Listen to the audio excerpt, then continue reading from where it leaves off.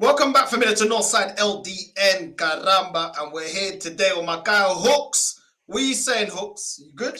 Yeah, it's always a blessing when I get the call up to the Arsenal first team channels. You get it, man. Get the big call ups. I'm like little Wanyeri on the bench and like, rah, I'm getting first team minutes. Let's go, blood. Always a good time to come in. Just obviously you get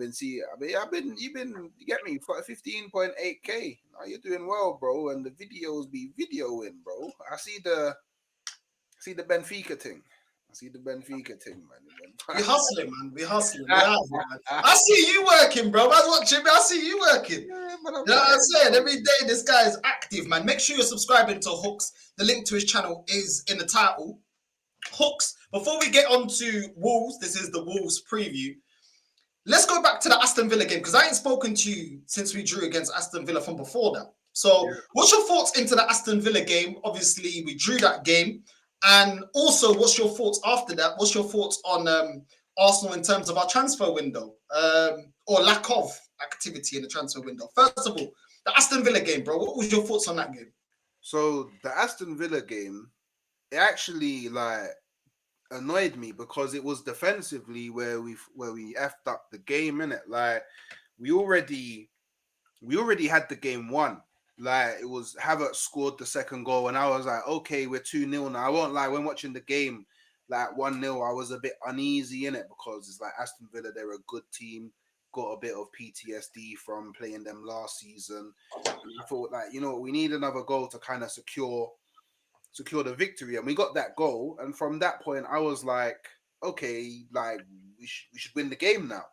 But then it was two lapses of concentration and two defensive errors. Like the Watkins goal, I'm still a bit vexed at Partey for that, man. I won't lie, because he steps up with Watkins, but then he doesn't he doesn't even check to see if Watkins is running in behind him again.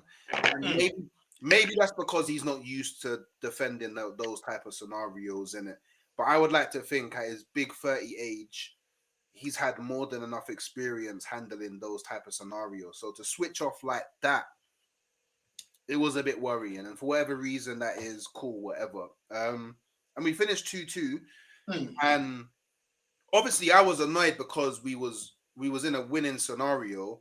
But for me, it didn't really change anything in the grander scheme of things, in it, because we still need Liverpool to allow us to win 2 games to catch up to them. Do you know what I mean? Like we went from 4 points to 6 points. Nothing's really changed. We still need 2 wins in the grand scheme of things.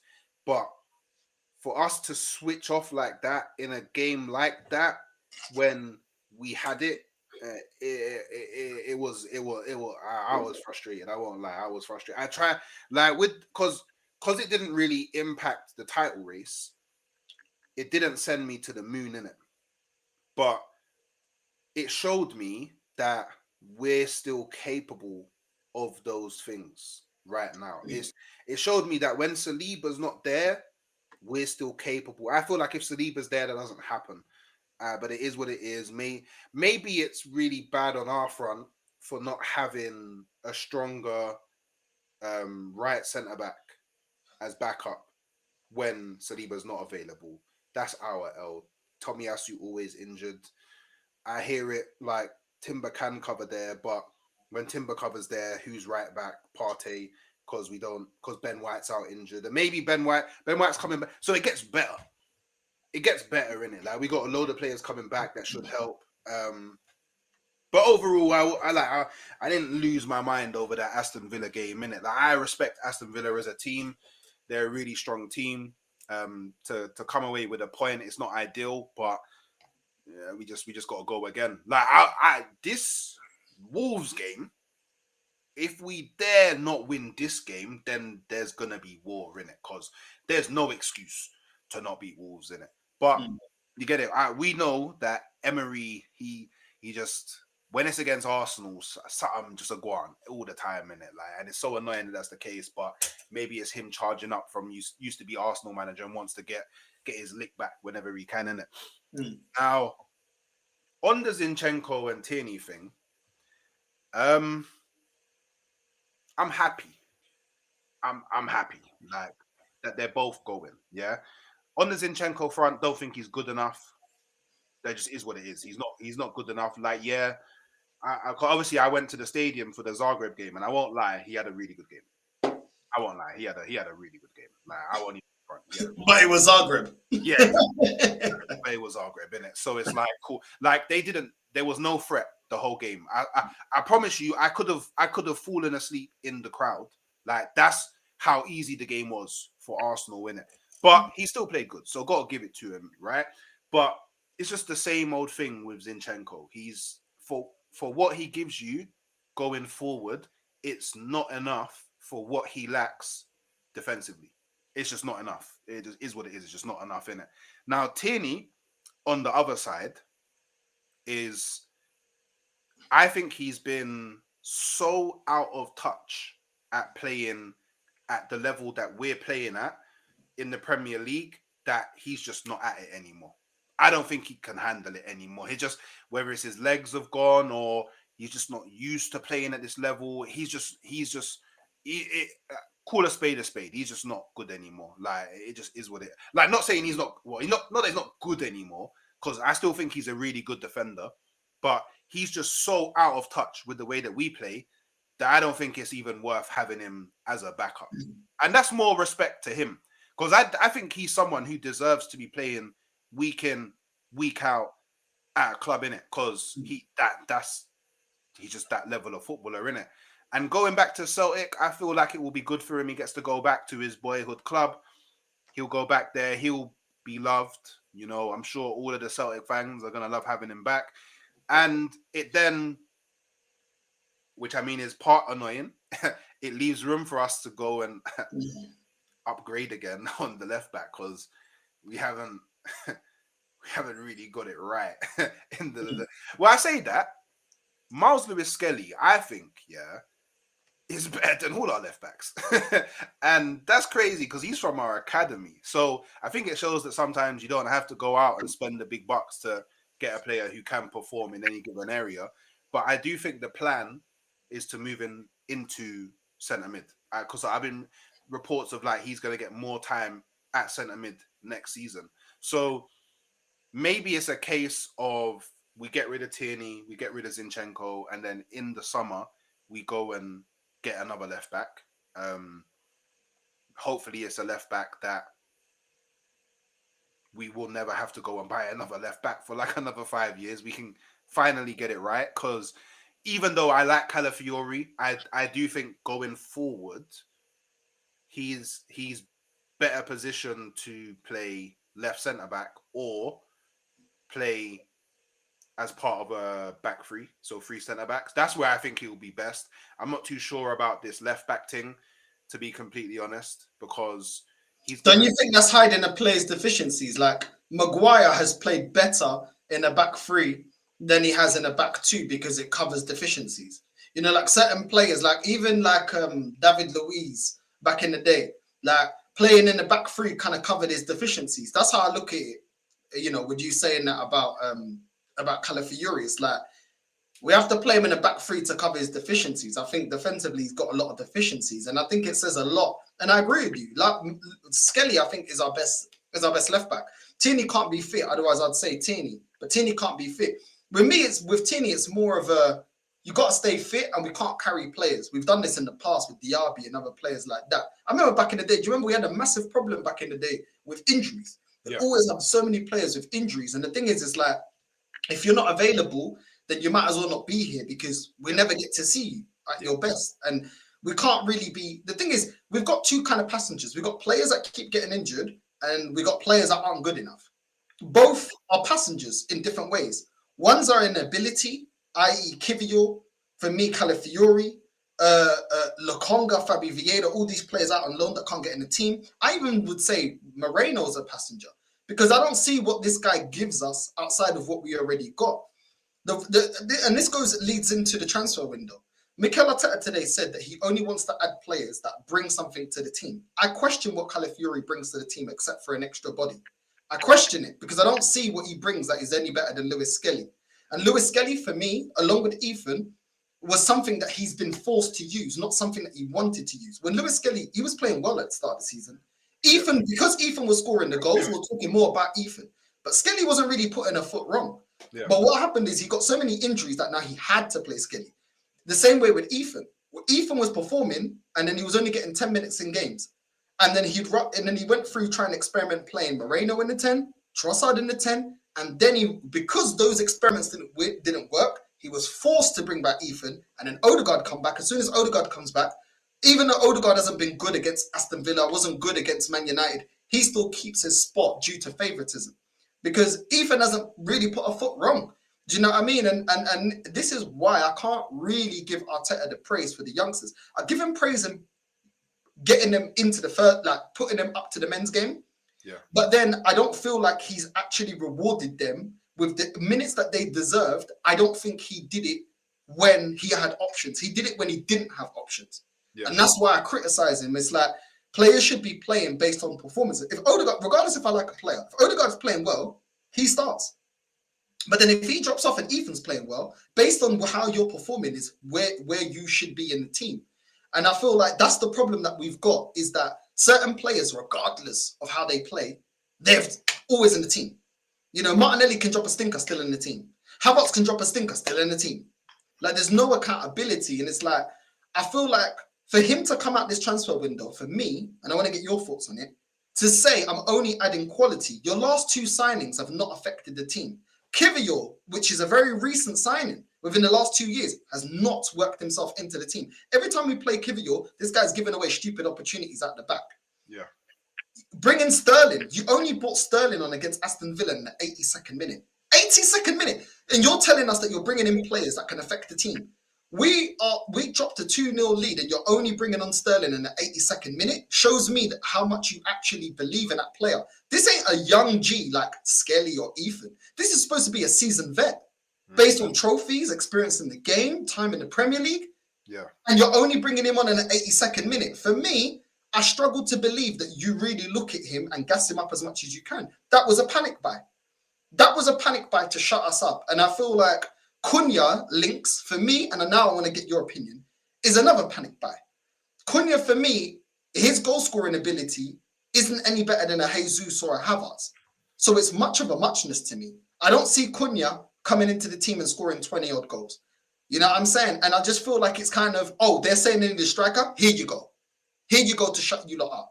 But it's like, where is the quality? None of us was putting Cunha in our list. When, at the start of the season, when we said what strikers we want, regardless of if we agree or not, it was Gyökeres. It was between Gyökeres. It was between Dovbyk. It was between Ivan Toney. It was between Isak. Nobody was mentioning Cunha, bro. Not as a striker. I did want Cunha. Like, I've wanted Cunha for like last 2 seasons. And I don't think it's a panic buy because Arteta and Arsenal have actually been monitoring Cunha from when he was at Atletico Madrid. So I don't agree. I don't think that if we sign Cunha should be our striker. I personally wouldn't sign him for the striker position. I would sign him to be like an option to play instead of or rotate with Odegaard, or play in the left 8 or play left wing. That's where I would play Cunha. So if out of this window all we signed was Cunha, and Cunha starts playing in the 9, unless he shows me something when playing that makes me go, okay, cool. I don't think that I don't think it changes enough for me to confidently say we go on and win the Premier League. I think we would need to go and sign Cunha and Sesko for me to be like, okay, we've made a bit of moves in the window. But I would still be happy with Sesko, would you? Would I be happy with him? I mean, like, I acknowledge that there's that pause said it all. No, but you know what it is. No, you know what it is. I acknowledge, that there's better strikers, but there's not better strikers available now. And now we need a striker. And Sesko is a striker. Will Sesko score more goals than Havertz? Probably. So therefore, I would put him in. But he's got the same amount of goals this season in the Bundesliga. What makes you believe that he's going to put those numbers in the Prem? And that's in the Bundesliga. No, but we don't. So we don't need. We don't need a striker that's going to score a high volume of goals because we score goals all across the pitch. We need a striker that, when in moments we need you to have the instinct of a striker, you have it. And that's what Sesko will have above Havertz, because Sesko is a striker, whereas Havertz is not a striker. So I wouldn't mind bringing in. So if you bring in Sesko and Cunha, you're kind of adding enough goals that we need across two players. That's why I think if you sign only Sesko or only Cunha, it's not as good. But if you sign Cunha and Sesko, there's like a potentiality of like 30 to 30 plus goals between them. Adding in all the other goals we get from all the other areas on the pitch, to me, for January, it would make sense. And I also think that both Cunha and Sesko are not big of enough signings to block Arsenal from, for example, going, cool, in the summer, we're going to go sign Isak. Because there is a way to have Cunha, Sesko, and Isak for all Gyökeres, or insert striker that you really want here in the summer. So yeah, and we're in a point now as well where, because also I hear the argument of, I don't have faith in this manager. I don't want him to spend any more money. We shouldn't be giving him any more money to spend. I hear that argument, but we're kind of stuck between a rock and a hard place, because for a few reasons. So you may say, cool, Cunha's not of the quality, Sesko's not of the quality, but we need to sign players. Yeah, you don't want to give Arteta money, but if you don't give him money, then we don't go on to do, or at least try to do, what we need to do this season. So it's like we're constantly stuck between a rock and a hard place. Like, whether you want the manager in or not, like, you want Arsenal to win something this season, and most people that want the manager gone would also say in the same breath, the team is not good enough to win the Premier League. Therefore, you would want Arsenal to go out and sign players. So it's like, you know what I mean? Like, how do you win as an Arsenal fan right now? It's kind of difficult to win as an Arsenal fan right now. But yeah, I don't know, man. Like, we can't get Gyökeres. And the thing is, even if we sign Gyökeres, I don't even know if we can use him in the next round of the Champions League. I don't know how all that works out, because he's been playing with Sporting. We're not signing Isak. That is just not happening. Like, Arsenal, as much as I would love them to, we're not dropping 100+ million on Isak in January. And even if we dropped 100+ million, I don't even know if Newcastle will accept it in January, because I don't even know if they, especially with the time left in the transfer window, could they replace him? Here's my thing though, yeah. The reason I wouldn't give him any more money, yeah, is because he's built this squad now. He's had enough time. He's had more time than Klopp to deliver in the same kind of a club that's run very similarly. You know, we got to create funds as well as spending money. He's been given more funds than Klopp, and he's been given more time than Klopp now to deliver. Here's my problem with Sesko. Sesko, first of all, hasn't got the experience. Second of all, in the Bundesliga, he's scoring about 10 odd goals per season. Yeah, and he's only had 2 seasons in the Bundesliga. That to me doesn't seem a player that's able to come to the Premier League and kick off. Just for an example, at Benfica, Darwin Núñez was ripping it up, scoring 20 odd goals. Yeah, comes to the Premier League and has struggled. Yeah, and this is a player that was putting numbers in Benfica. João Felix was putting numbers at Benfica. Do you know what I'm saying? Comes to the Premier League and even he struggled. So there's no guarantee, even when you're putting up big numbers. What's more shocking is when you're not putting up big numbers in an inferior league, to come to a league where it's more physical, defenders are faster, and people expecting you that you can do as good, if not better, in an environment where there's better play, there's better teams, and the football's a completely different style, and Sesko hasn't got the experience. Cunha's only had about 10 to 12. I think his best season is 12 goals in a season. Both of these strikers stink to me of Lacazette. They stink to me of Havertz. They stink to me of Jesus. These kind of players that won't get us over the line. When you mention we're gonna spread the goals around, we've been doing that. We've been trying to spread the goals around, and it hasn't worked, which is why I would not continue doing that.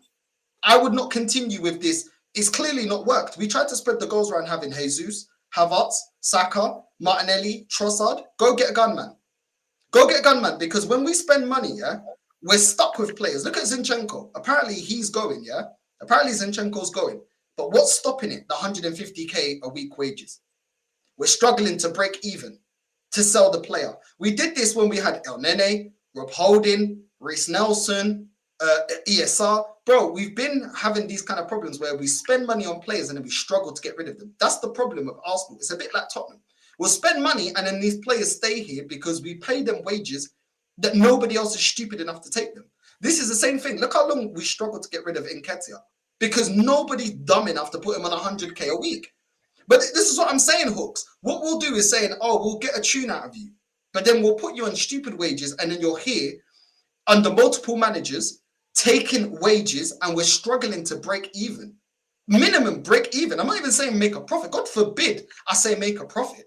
We're struggling to break even. This is why I don't want this club to do this reactionary, you can do a job nonsense. Because at the end of the day, we know what we need. And yes, you can say, okay, if you don't give him any money, he won't achieve what he needs to achieve. No, he needs to be made accountable for what he's built. We don't need to keep pampering him and giving him solutions. No, you built this team. When Mikel Arteta said this in his press conference, yeah, I don't know if you heard it. You may have not. He said the transfer window is tricky.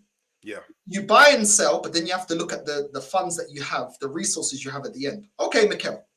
Well, you use your resources in the last transfer window instead of getting us a striker that we already needed for the last couple of seasons. You decided to get Mikel Moreno.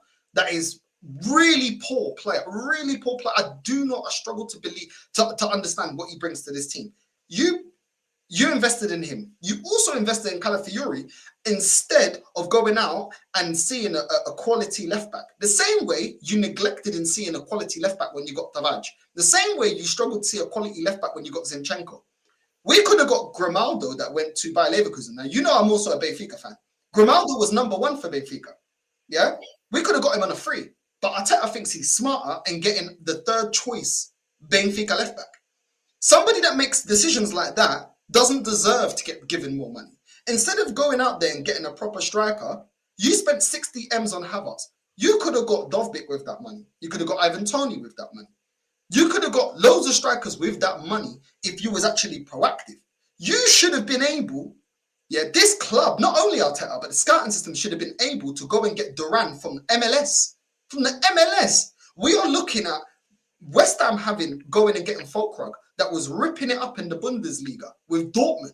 He's been forced to come in here, though. Folkrug is better than all the strikers that we've got right now. West Ham, whether they're serious about it or not, inquiring about Duran is better than the strikers that we've got right now. He's better than the strikers that we've got right now. He's a natural finisher. And this is what I'm saying. Why am I going to give somebody more money when in multiple positions you fail to deliver? How many goalkeepers have you gone through? How many goalkeepers? And then when we need, every time we need something, he doesn't deliver us what we need. We needed a right winger, we got Sterling.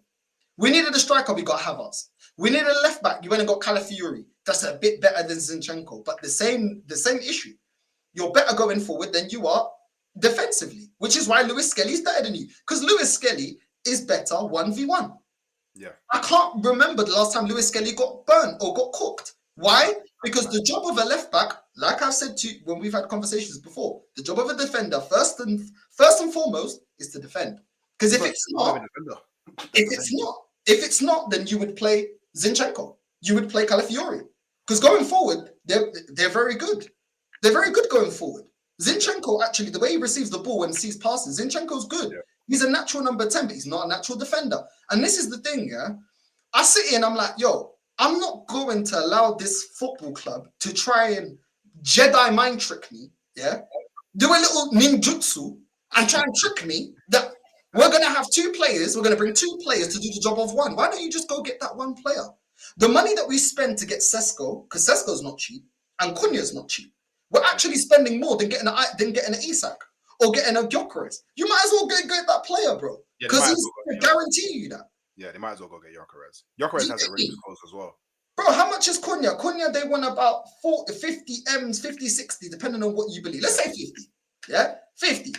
Sesko is about 67, I think, 67. Bro, this is what I'm saying, Hooks. It's like 120. You might as well go get Isak, bro. Sell one of the players, spend that money on Isak, and go get Isak. We already know he can deliver at the Premier League. And the thing is, it's like, I don't trust this club because this club always thinks they're smart. Remember, this club here is the same club that thought it was good to pay more money for Xhaka than go and get N'Golo Kante. When it comes to levels, he's nowhere near that level. Nowhere near the level of Kante. And this is what I mean, that we think that we're smarter than the market and we're not. We constantly make the wrong decisions. We got rid of Aubameyang to then need an Aubameyang. Do you get me? It don't make sense, bro. What kind of striker do we need? Aubameyang type. Somebody that's in the box, that's gonna finish and bury their opportunities. But this is why I think that he really wants Sesko. Because all right, if I was to go and ask any Arsenal fan, do you want Isak? They would say yes. Now, when we had the chance to get Isak wasn't the Isak that Isak is now at Newcastle. Like, he wasn't scoring the goals. And I think that's why we opted to not pay his release clause, because we didn't know if he would actually go on to bang. Obviously, got that decision wrong.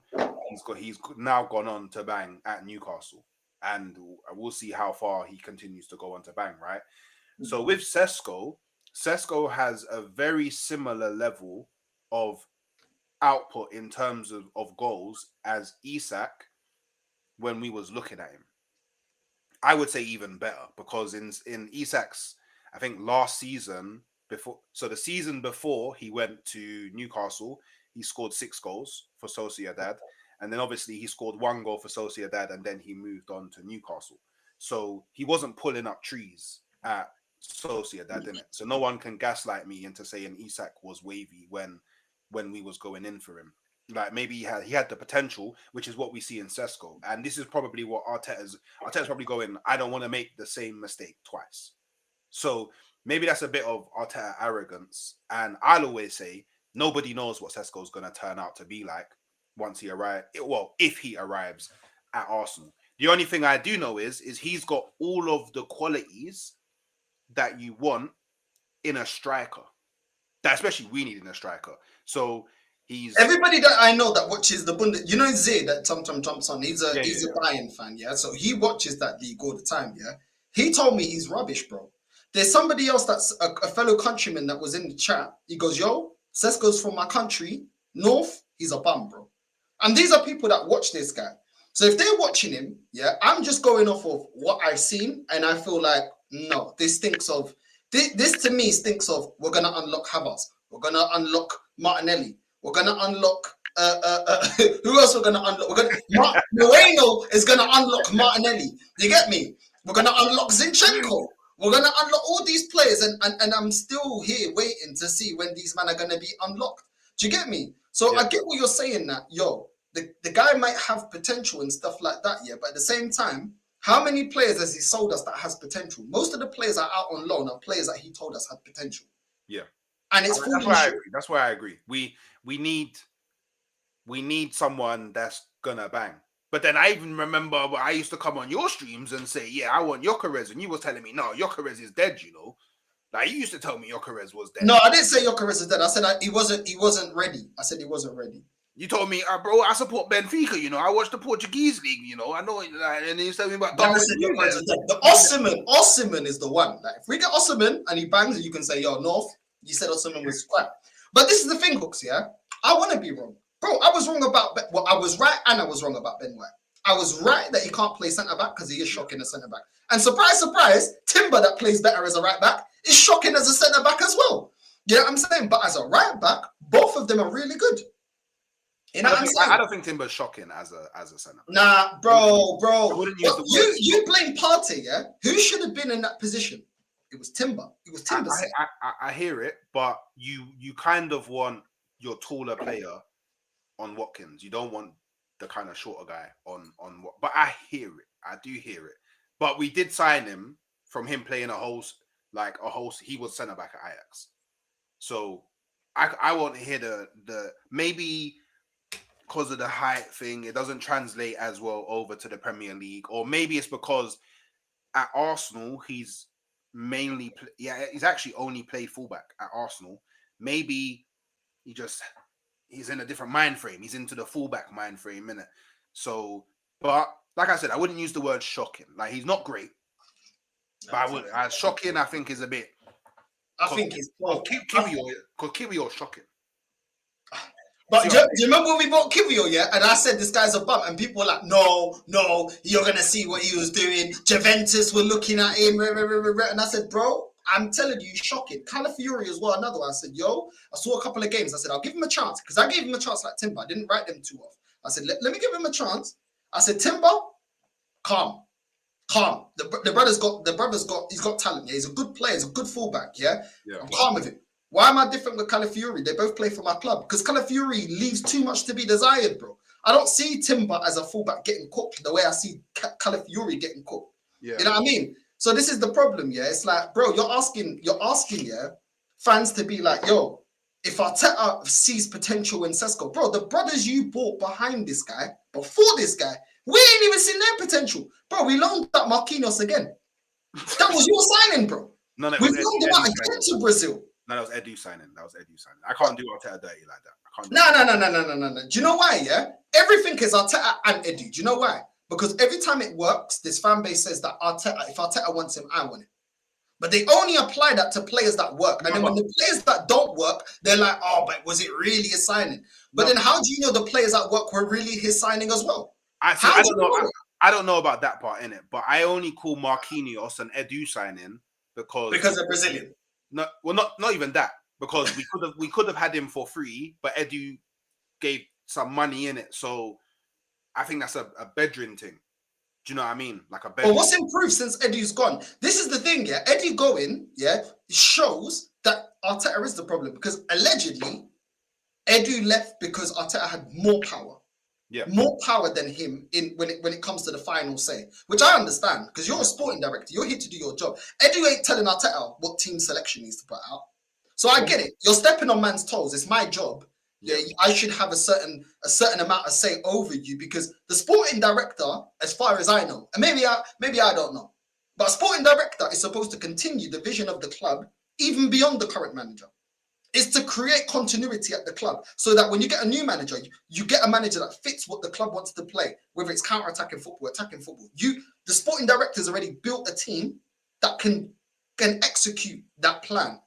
Yeah. The sporting director is in line with what the ownership want. The ownership then goes and gets the manager that fits the vision of the sporting director that was already given the team that he wants to build, the direction from the ownership. But at the moment, that's not what's going on. We entered this transfer window 24 days in, yeah, and we've done nothing. This is the same crap we had with Edu, bro. At least, yeah, if we moved differently in this transfer window, if we went out there and got the player that we want, I could say, do you know what, yeah, maybe it was Edu. Maybe Edu had too much power. Maybe Edu was the one holding him back. But we've gone into the transfer window. We don't know what players we want. And even if we have identified, a lot of them are underwhelming, like Cunha, like Sesko, underwhelming. Nobody was telling me that they wanted him. Now all of a sudden they want him just because they're there and they're linked.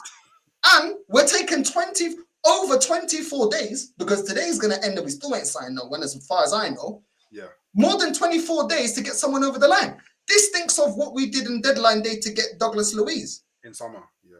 Well, this thinks to me of going out there and getting Sterling, saying, oh, be excited, be patient.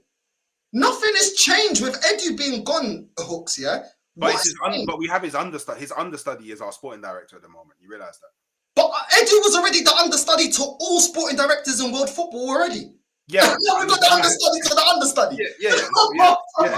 Yeah, Jason Ito, isn't it? Yeah, Jason Ito. We got the understudy to. He was his assistant. He was my God.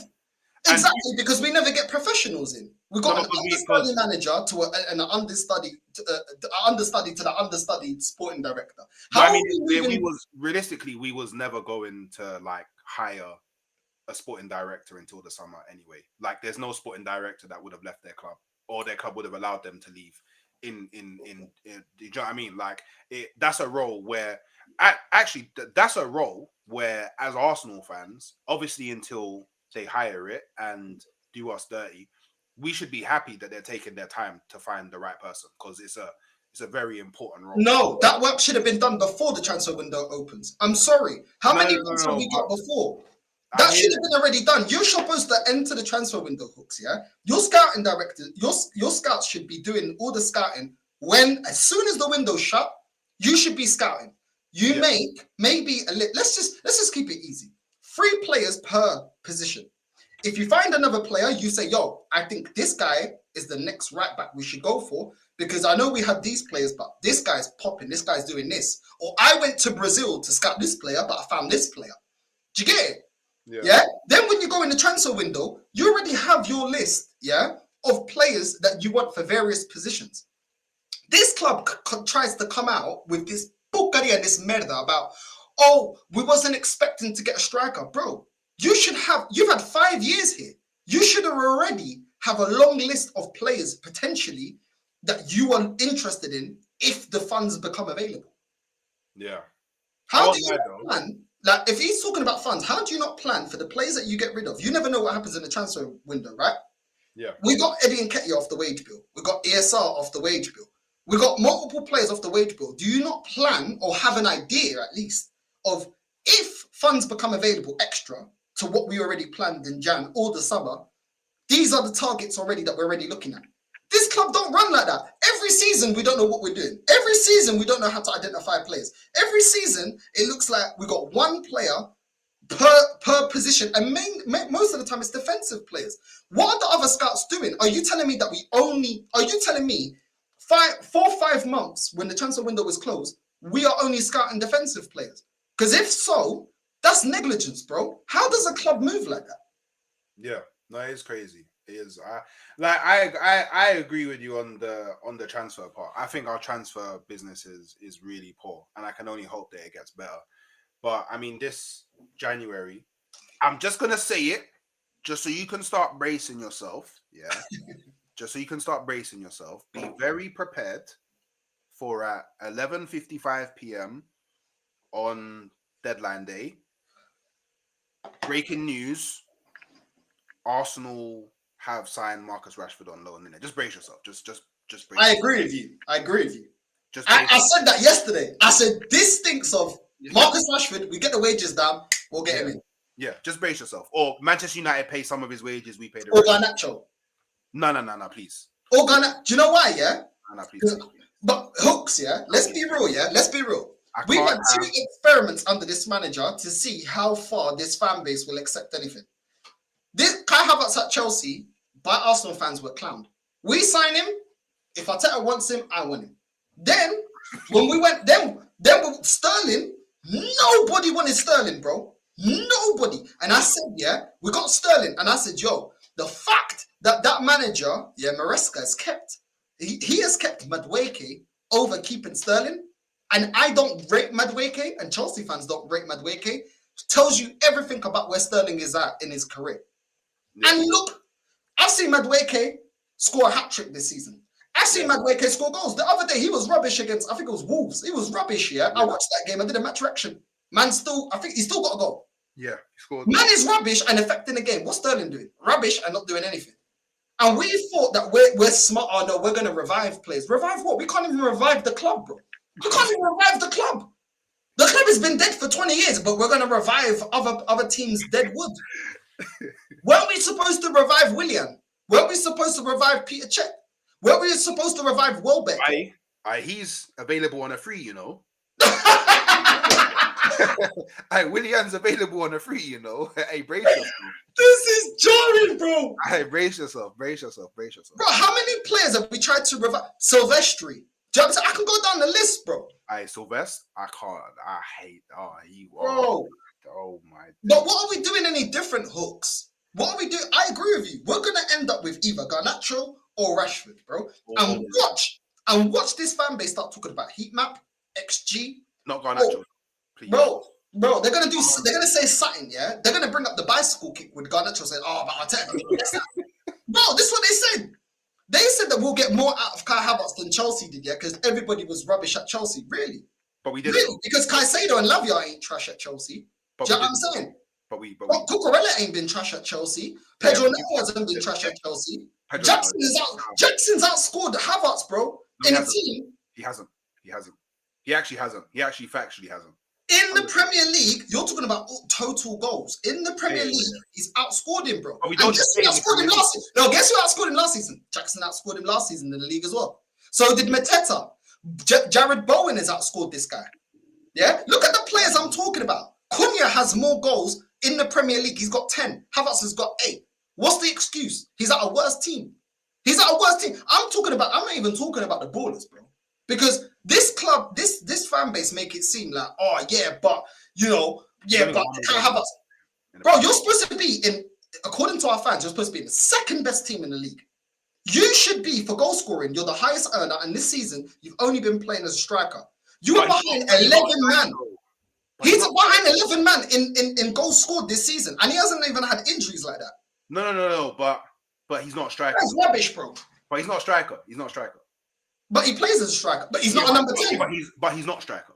But what is he then? Because when he played as a number 10, he did nothing. But he's not a striker. So what is he then? I did this match preview. I was talking to my boy D, and we had the same thing. Yeah, like I don't even hate to say this, yeah, but apparently Havertz is the deadest player in the world, shittest player. He's crap, the worst.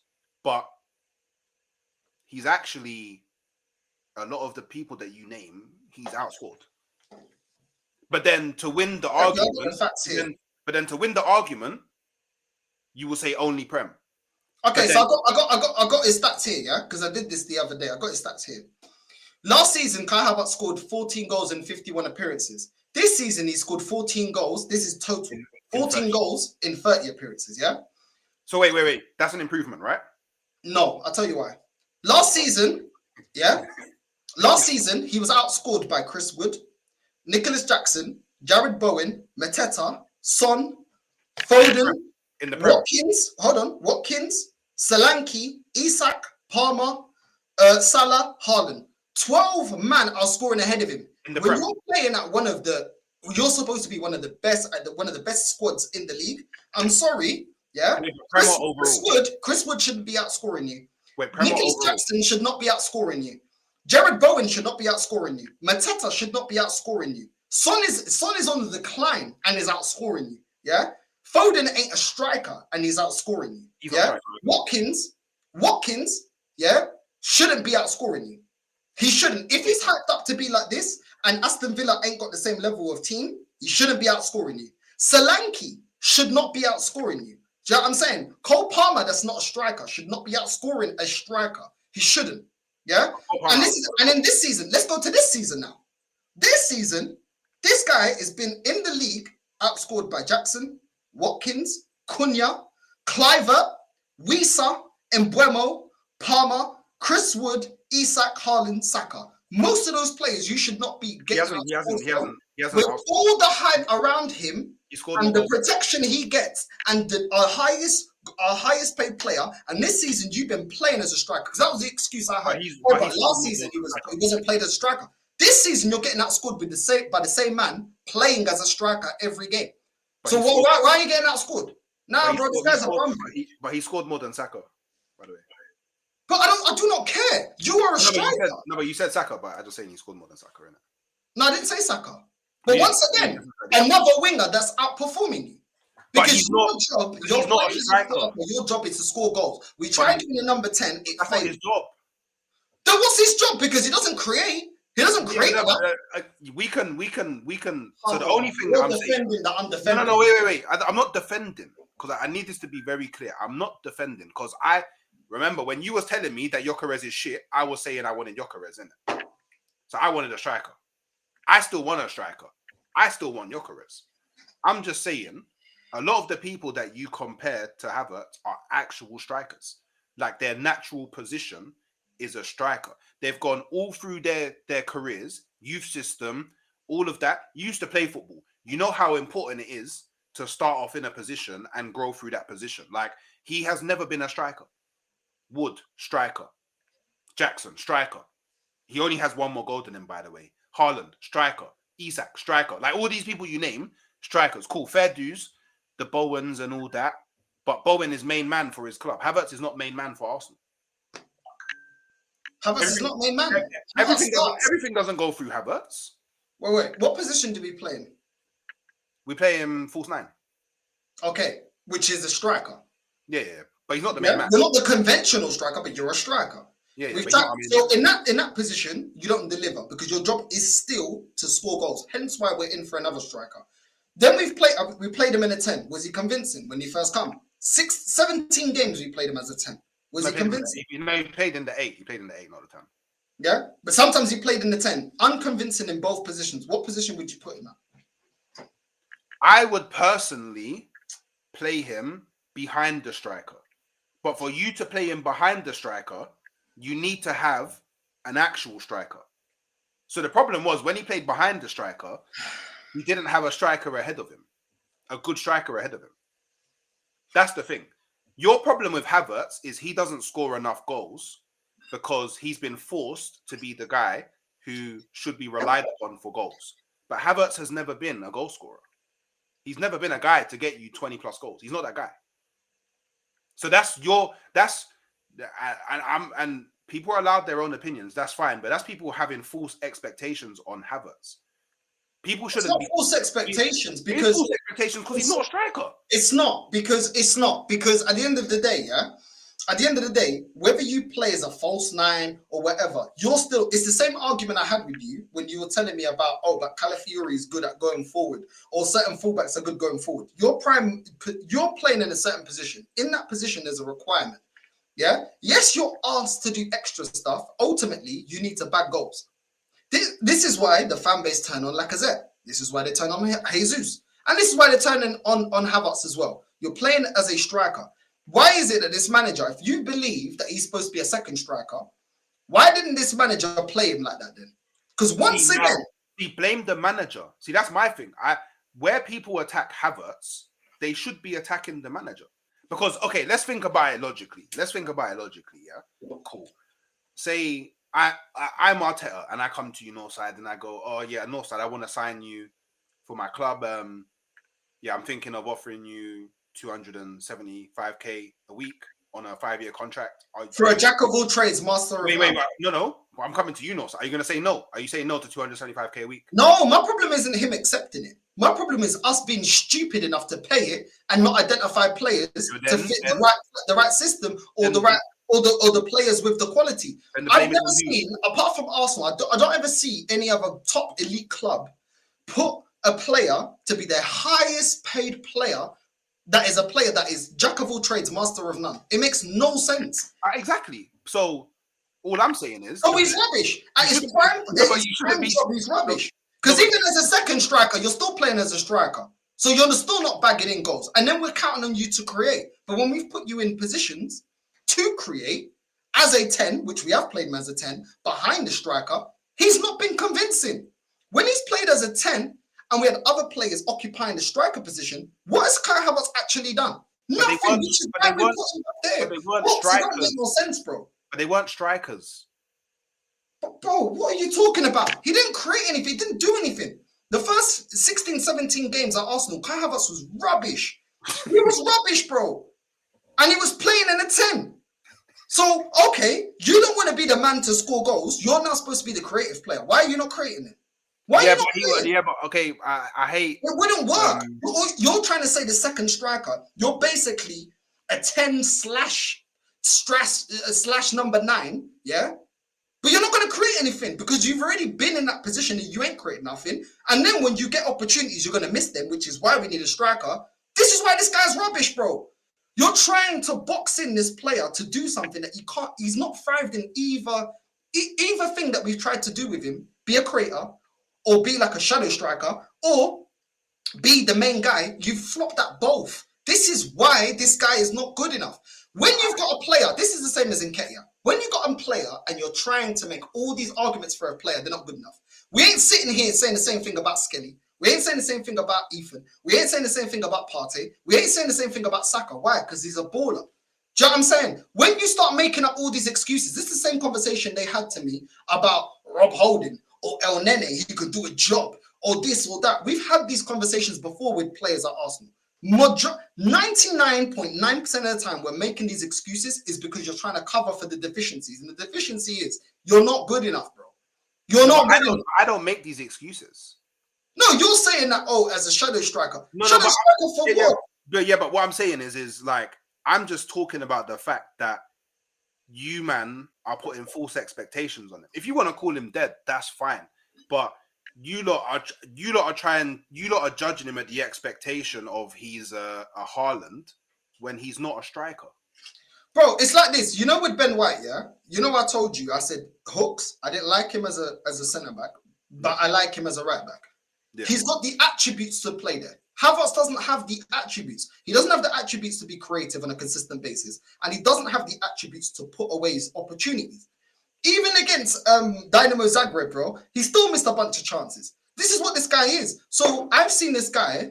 This is why I'm not putting votes, because this is the thing. You can still prove me wrong playing another position. The thing is, he hasn't proven me to do anything. He hasn't proven me as creator, nor as the main guy to score. So why am I going to think it's going to be any different? As a shadow striker, you're going to also link up play with the striker. He can't do that on a consistent basis. And you're also going to find yourself in positions where you've got to bury your chances. He also can't do that. What does he actually, bro? The best thing he does is try to drag people away, or maybe you'll get one or two little headers. But what you bring isn't enough. It's the same with Lacazette. Lacazette had work rate. He could play with his back to goal.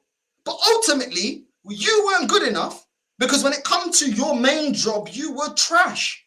You were not consistent in front of goal. And it's just Kai Havertz again, bro. It's the white Lacazette.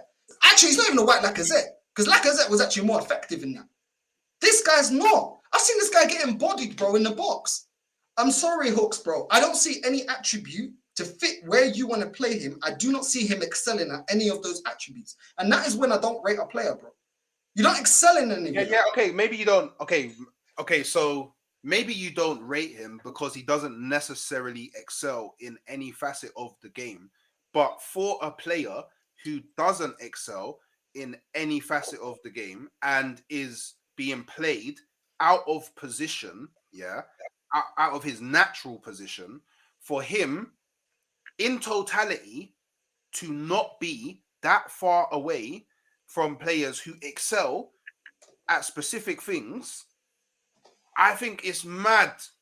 Personally, I think it's mad, because in my opinion, and this is my opinion, and maybe one day if it happens, I'll be wrong, and then I can talk about how I was wrong then. Yeah, I think if you have an out and out number 9, like a Gyökeres or an Isak, or insert whoever you think is the coldest finisher at number 9 in the number 9, and then you play Havertz just behind them, you won't have these same problems, because then Havertz doesn't become the person that we're relying on to score goals, but the amount of goals he scores contributes on top of the striker's goals that then gets us over the line somewhere else.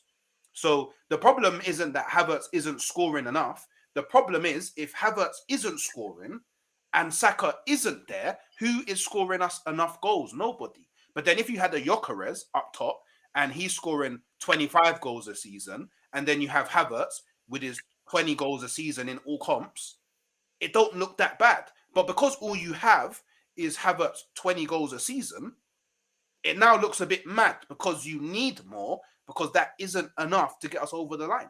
That's all I'm saying. Bro, I'll be real with you. I don't see what he provides to a striker. I do not see what he provides to a striker. Big up to everyone locked in, though. Big up to Lewis for the raid. Big up to everyone that's, you know what I mean? Make sure you're subscribing to Hooks' channel as well. Link to his channel is in the title. Make sure you're subscribing. You know what I mean? I always like having these debates with Hooks. You know what I'm saying? It's always good, bro, because it's calm. It doesn't go too far. We can debate. It's calm. listen, I hear what you're saying, but I just feel like, yes, we shouldn't rely on him, but we rely on Saka as our main man. Let's keep it real. So even Kai Havertz as a facilitator to Saka, he's still not good enough. He's still not good enough. And these players here that we say, oh, they can contribute. We said this about Martinelli. But it doesn't take away from the fact that this guy's inconsistent. And in certain games, they're going to cost us. Even if you have a prolific striker, there will be games where your striker will go missing. Then you have to look at Kai Havertz. He ain't going to turn up. Big occasion ain't turning up. Odegaard ain't turning up. Martinelli ain't turning up. Trossard ain't turning up. These men ain't turning up. So it's like, bro, why do we have to always be the team that has to facilitate for players that aren't good enough? Why can't we just say, yo, you ain't good enough? But we did that with David Bentley. We did that with Eduardo, with Eduardo's levels above this guy. We did it with Giroud. Hey, Eduardo was cold, though. Exactly. Eduardo was cold. It was the injury that, if he didn't get that injury, you get it, it's different. But this is what I'm saying, bro. We did it with Giroud. Giroud is levels above Kai Havertz, bro. Giroud has a personality and has the cojones to turn up in big games. Giroud actually scores good goals. Do you know what I'm saying? And it's like, bro, why do we always have to try and fit Kai Havertz in? For what you cost, as I think he's our fourth highest signing in our history, fourth or third, I think it's fourth. The wages that you're on, it doesn't warrant you being at this club. It's not value for money, bro. What you bring to this club, we can get from Arteta, we can get from Jared Bowen, we can get from, who else? There's better players, bro, that we can go and get exactly what you bring, and probably more. Do you know what I'm saying? I hear you. I don't understand what this guy, yeah, is underperforming, yeah. This guy is underperforming, yeah, at a team that's supposed to be better than Watkins that's outperforming. Chris Wood that's outperforming him. Cunha this season's outperforming. Clivert that I do not rate, outperforming you. Wisa and Mbeumo at a worse team outperforming you. In the Prem. In the Prem. Yeah, but that's what I'm saying. You're trying to but you're in a better team. You're in a better team. I'm not even mentioning the man that are in a better team than you. Yeah? I'm mentioning the man are not. And you're not performing. Bro, they're at a fraction of your money. Why are we sticking with this guy that's costing us a bag of money and is offering us less than teams outside the big six? Make that make sense? That don't make sense to me, bro. Man's going on like this guy's irreplaceable. No, he's not irreplaceable. He's not. Nobody's irreplaceable. Hawks. We've seen Adebayor leave, levels above this guy. We've seen Van Persie leave, levels above this guy. We've seen Fabregas leave, levels above this guy. We've seen Haleb leave, levels. Alex Song, levels above this guy. Alex Song was carrying us when Fabregas left. Do you know what I'm saying? We have seen so many ballers. Fuck this guy. You just told me, and I agree with you. Eduardo was better than this guy. Giroud was better. And we let them go. But fuck Havertz, bro. Who gives a shit about Havertz, bro? Why is this protection about, oh, we can fit you in? Bro, I've seen better ballers than you. So why am I going to accommodate for you, bro? What kind of elite team does that, bro? We just always hanging on. We was holding on to holding on to El Nene, holding on to ESR, holding on to all these players are not good enough, bro. Why do we always hold on? Like we cut the umbilical cord. That we always have to hold on to this dead wood. And ultimately, we suffer because we don't get over the line in favor of they can do a job. And then they F off. Yeah. Then they F off to go and do other things or other clubs. Do you know what I'm saying? It's just, bro, it's jarring, bro. It is absolutely jarring. Let's just call it out for what it is. Havertz, for the wages, the money, and the position that you play, you are underwhelming. We have played you as a 10, you've been underwhelming. There's no position in this team that you should hold down or we can't go out there and get better on the market. So I don't understand why we're continuing with this guy. Would you have him as a bench player? Even as a bench player, no. Because I thought after the first season, he was scoring a couple of headers. You remember, we're whipping it into him and Rice. But he ain't even continued from that. And we're still whipping crosses.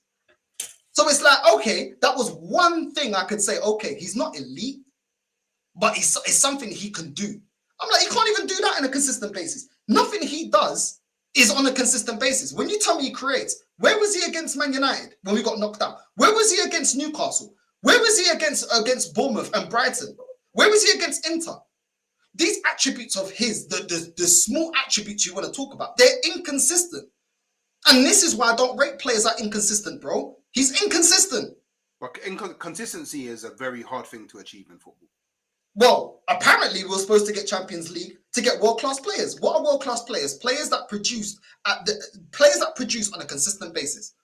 Yeah, but what I'm saying is consistency is a very, very, very difficult thing to achieve in football. But it's not very, very difficult though. And now we talk about it like it's No, not. it's not. But there's options out there that consistently deliver more than this guy. And I've just read a whole number of players that are doing that and take them away. Yeah, and if we go and get is producing on a more consistent basis. Flipping Dovbik was producing on a more consistent basis. Do you know what I'm saying? Osman's producing more on a consistent basis. He's out on loan. Do you know what I'm saying? There's so many other players that we can go out there and get for his money or a bit more that produce on a consistent basis. So this is the thing. When people say, oh, there's no world-class strikers, but there's better than Havertz, though. Yeah. So why not do that then? Yeah. If you want to go and do that, then like go and do it. Like, don't get me wrong. If you told me tomorrow, oh, by the way, Real Madrid are willing to trade Mbappe for Havertz, then I would do it. I would do it in a heartbeat, bro. Like, is he the only one you would you not trade him for Gyökeres? In a heartbeat. Would you trade him for? Well, I wanted Gyökeres before you, bro. But this is what I'm saying. You didn't. This is what I'm saying, Hawks. Yeah, but told me about you're making my point. League, bro. But you're making my point. His release clause is like 85, 90 million pounds. Yeah, we can afford that. We can afford it. Go and do it. I want us to go. Bro, there's. Why are you telling me would he fit bench? Oh, we could fit him as a shadow striker. I was close. Do you know how close I was to before the transfer window ended, buying Gyökeres on the back of the Arsenal shirt before we even signed him? Bro, that's how much I wanted the guy, bro. I know that we need a striker. When everybody was telling me, no, we need a winger over a striker, I was saying, no, we need a striker. Because I thought that we was going to move Havertz back into the midfield and actually have a proper striker up top. That's what I thought, because Arteta told me he signed him as a midfielder. Do you know what I mean? So don't get it wrong. Bro, I want better players. Bro, okay. I've been screaming Martinelli and Trossard are dead for the longest while, bro. Like, do you know what I mean? I don't love these players. Don't get me wrong. I'll be honest. I liked Havertz before he came to Arsenal.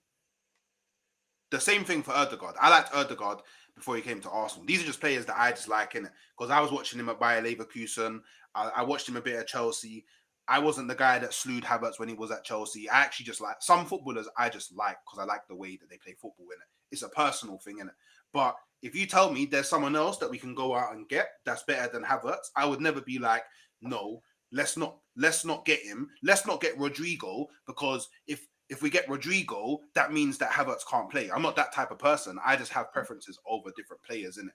Like, for example, I like Takefusa Kubo. A lot of people don't like him. I like him because obviously we've all got our different opinions on players, innit?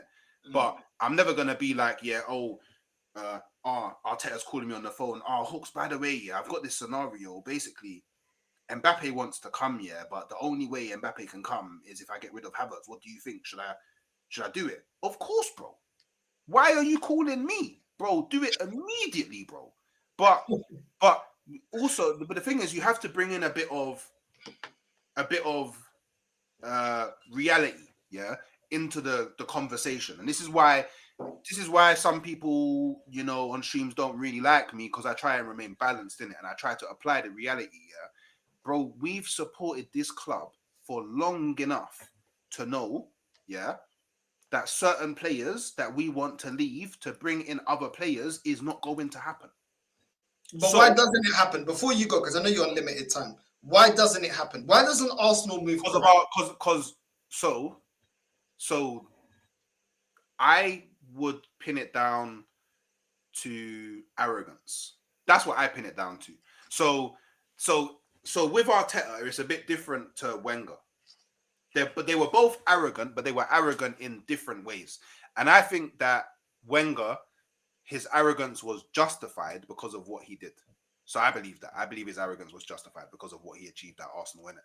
But I believe that Arteta would rather win the league with the players that he wanted to get than to win the league, if that makes sense. Like, I believe he would rather not win the league, die on his sword.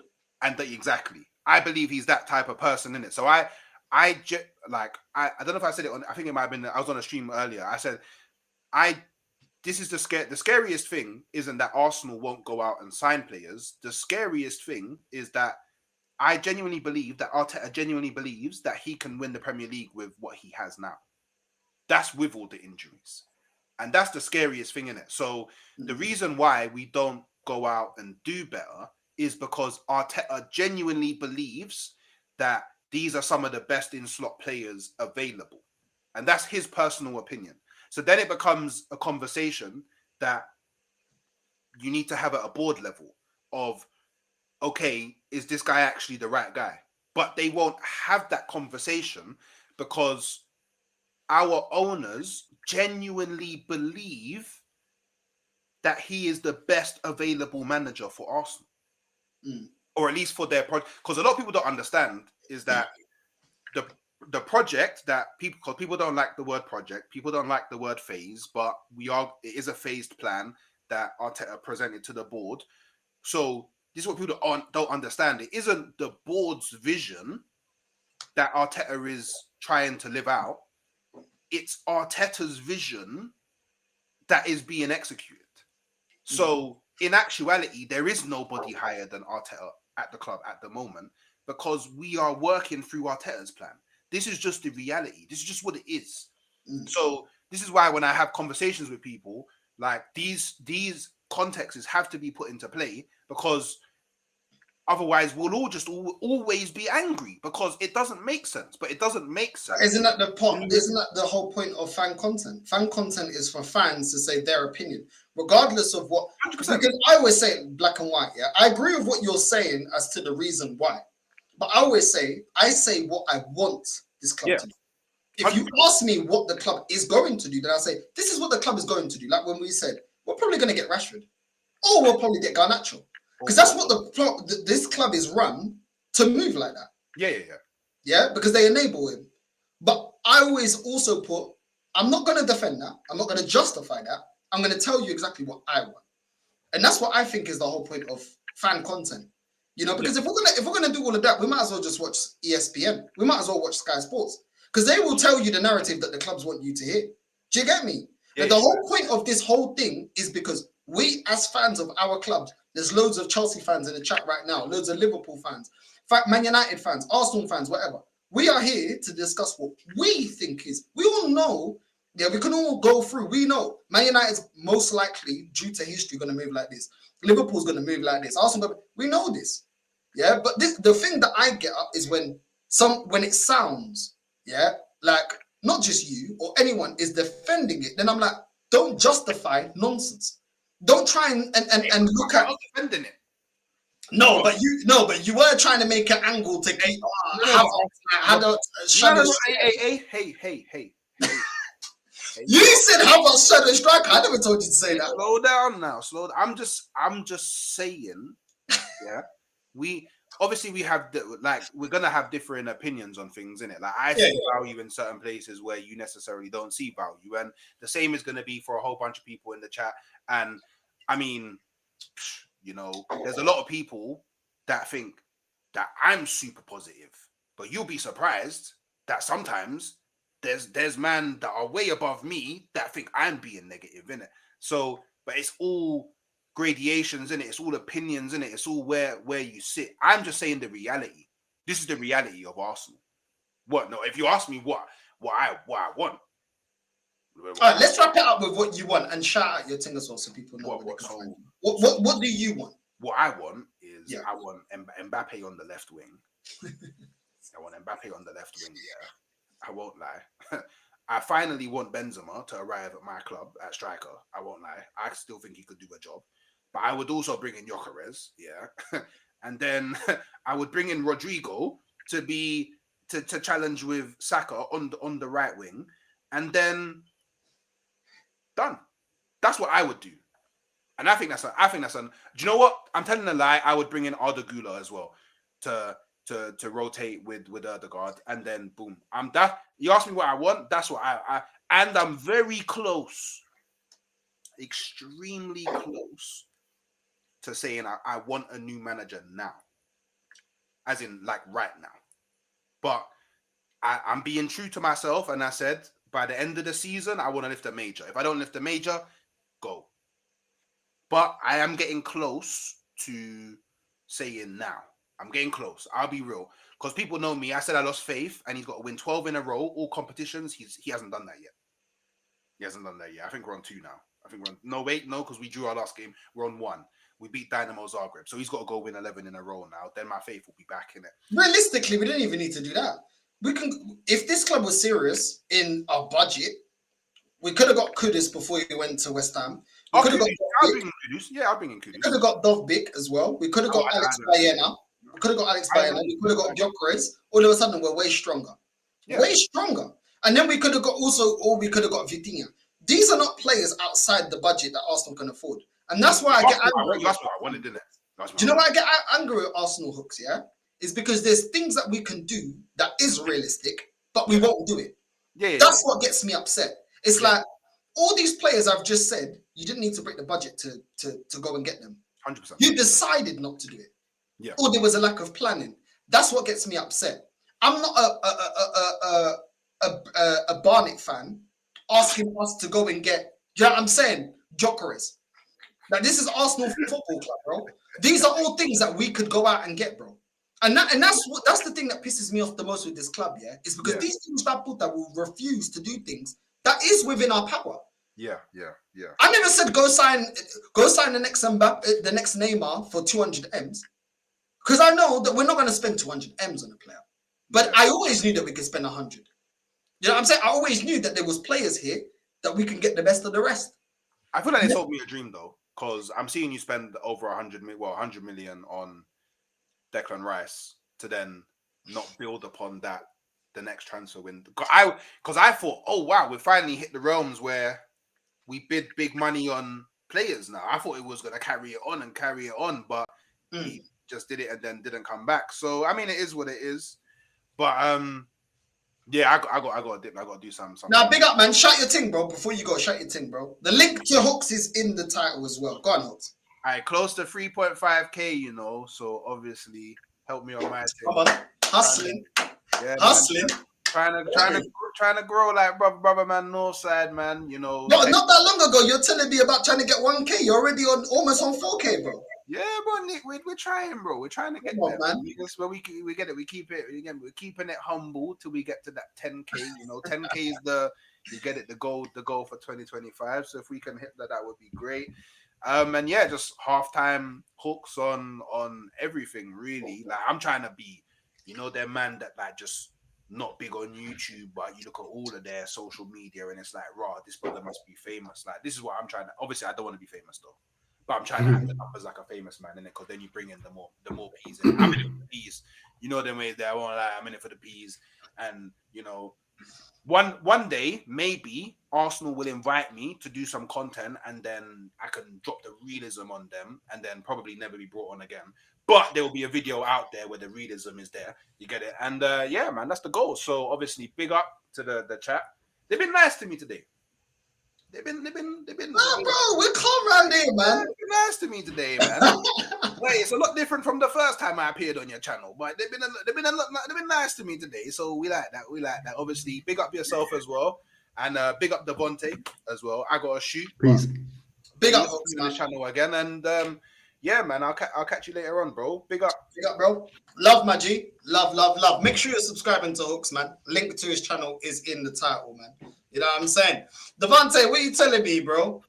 Bro, I'm kind of in a situation like you right now. Man. Remember, like Benfica, bro. Ajax lost yesterday against Riga, which is kind of like a lower league level team from Latvia. Man, we lost 1-0 yesterday, and I was heated, bro. For anybody that subscribed to me knew how heated I was, bro. I swear. I had to calm down because my fiance was like, "Hey, yo, like calm down, like it's like 11 or something." Like, so yeah, man. But yeah, Arsenal, man. Let's speak about Arsenal a little bit, yo, because I'm sick of talking about Ajax right now. Big up to Carefree Lewis, man. Big up big up Carefree, man. Every single time, my G, bro. Yeah. I love his content, man. But yeah, I feel like Arsenal, man. I don't know if they're getting anybody, to be honest with you. I don't think so. I feel hopeless about like as the day goes by because we're almost like the last week of January and we still haven't brought anybody, to be honest. Like Cunha, Nottingham is in for him. I also saw Aston Villa is in for him as well. But even then, if he was going to come to Arsenal, where would he play? He's a 10. He's not a striker. And even as a 10, I don't know if he fits in the system. I don't even know if he'll get the same freedom as he has at Wolves, because at Wolves he's allowed to do, the Samba type thing. Like at Arsenal, everybody that has some like type of thing going on for him gets sapped away like a Space Jam. Like everybody that's like some skillful techie, it gets sapped away. I just want Gyökeres. We know we're not going to get him. Osimhen, I would get him. The thing with Osimhen is that he's just wild in front of goal. Sometimes he's just so unfocused. If he's focused, he's a killer. I remember the first time I've seen Osimhen was when I played against Leo in the Champions League, 2019, 2020. And he's a threat. He's always busy in the box, but at the end, like his finishing is just spotty. It's very sketchy, but he'll always keep the defense busy. I like Osimhen. It's just sometimes he's just so inconsistent a little bit, but he can cause chaos. And I want a striker that can cause chaos. Because the thing with Havertz is just he just stands there, or he's on the right side all the time. All the time he's on the right side. If he's in the box, he just stands there. It's like every day I got to keep cussing about Havertz, but we all know at the end of the day, this is what we have. This is what we got to deal with. At Chelsea fans warned us, you know what I'm saying? And by the way, man, a few days ago, I saw Arteta playing Brazilian music. What was that about? Hey, bro, he wasn't even playing the right music, bro. At least play some Deja Vu. For my Brazilians who know, Deja Vu. Loves Deja Vu, man. Classic Brazilian music. But this guy, I don't know what the hell he was playing. Like, this is what you use to hype up the team, not some DMX or something, or Public Enemy, like Nas, Kendrick Lamar. You play this. Flame, bro. I remember going to the gym listening to Waka Flocka Flame. Hey, Ace Hood, bro. Ace Hood. Not even Ace Hood. This guy plays Brazilian music. Oh my, what was that about? This is what I mean with Arteta. He does everything except doing like normal stuff. It's rather he's gonna squeeze the lemon. He's gonna pickpocket his own players' pockets. And he does all the crazy stuff except for like just the normal stuff to get these people ready, to get these guys ready for the game. Oh my Lord, bro. This guy's weird. He's a weirdo, bro. He reminds me of he's like Ted Lasso a little bit. Or remember that movie Dodgeball? Like I'm surprised he's not throwing the tools at the players' heads. No, he reminds me of Bobby Boucher, the water boy. You know what I'm saying? my mama said, you know what I'm saying? This guy's a hey man, this guy's a weirdo, bro. But if anybody bid for Zinchenko yet? No, right? Apparently, he's in talks with Dortmund. But it's weird because I saw reports saying that Dortmund said it was too expensive, and then other reports saying that they're back in for him and it's imminent or whatever. I take it with a pinch of salt, Devante. You know how it is, man. But it's the same with Tierney. Like Tierney returning to Celtic, that one's probably got more legs. You know what I'm saying? Because obviously that's the club. We completely wasted that guy's career, and that's the sad thing. It's like Wenger used to propel people's career. He propelled Nasri's career. Adebayor, the list goes on. Of all the players that we had, Kolo Touré, all these players, he propelled these people's careers. And as much as we was upset as Arsenal fans saying, yo, you know what I'm saying? Ashley Cole's going to Chelsea, getting success. Giroud going to Chelsea, getting success. Van Persie going to Man United, getting success. He propelled them. Bro, this guy's not propelling anyone's career, bro. Do you know what I'm saying? Not even close. It's crazy. There's a handful of players you can say, okay, cool. You can say the two centre-backs due to their quality. You can say Saka. Odegaard's going to have a career because he just gets so much game time that he's going to... Do you know what I mean? He performs for about 70% of the season, so it will always be easy to sell him because, you know what I mean? He performs for... he gets a tune out of him. But the other players, bro, like... we had Lokonga and Nuntavaj out on loan. Luton and Nottingham Forest, both of them said we don't want to sign them on a permanent deal. They both had the option. They said no, thank you. Luton and Nottingham Forest. And I know Nottingham Forest are doing well, but come on. In recent history, What has Nottingham Forest done? And they said no, thank you. And that was a great decision by Nottingham Forest. Yeah. Because look at where they are now. Do you know what I'm saying? Luton though, man got relegated and said, nah, I'm good. We're good. Yeah, we're good. Yeah, you can It's go crazy. back. It's crazy how we cannot get rid of some of the dead wood. It's like it's similar to ice right now. We just cannot get rid of the dead wood we have right now because I think some players are also on kind of good contracts, right? So they don't want to leave, and then he's stuck with the dead wood basically. Like Lokonga has to go out alone every time. Marquinhos has to go out alone every time. You can't get rid of Zinchenko. Kimiro gets linked to Italy all the time. He's not even leaving yet. It's like we just can't sell. Trust me, like Arsenal just can't sell players. Like if they're able to sell players, it's probably like players that have like we know they are ballers, right? Everybody knew Emil Smith Rowe has quality, especially before the injury. Yeah, it was quality. So of course we was able to sell him. Even Reece Nelson did some bits here and there where you were able to sell him. But some of these guys that are just dead, you just can't sell them. Fabio Vieira is on loan of Porto. I don't know if he's going to come back. I hope not. Please stay there, Porto. Please. Like, stay there. You good. Just eat some cataplana. Like, stay far away from Arsenal, bro. Like, we just cannot get rid of the dead wood. Arsenal is just trash at selling and even buying, bro. It's like, don't put Arsenal nowhere near a block. Like, crack fiends will laugh them off how bad they are at selling. No, like, they'll not get their rocks off nowhere, bro. No. Arsenal are bad at selling, bro. And even buying, we just keep buying the wrong profiles.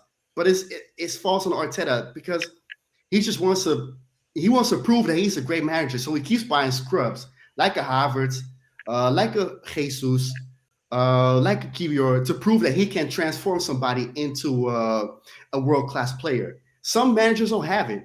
It's simple as that. He took mid players as far as he can take them.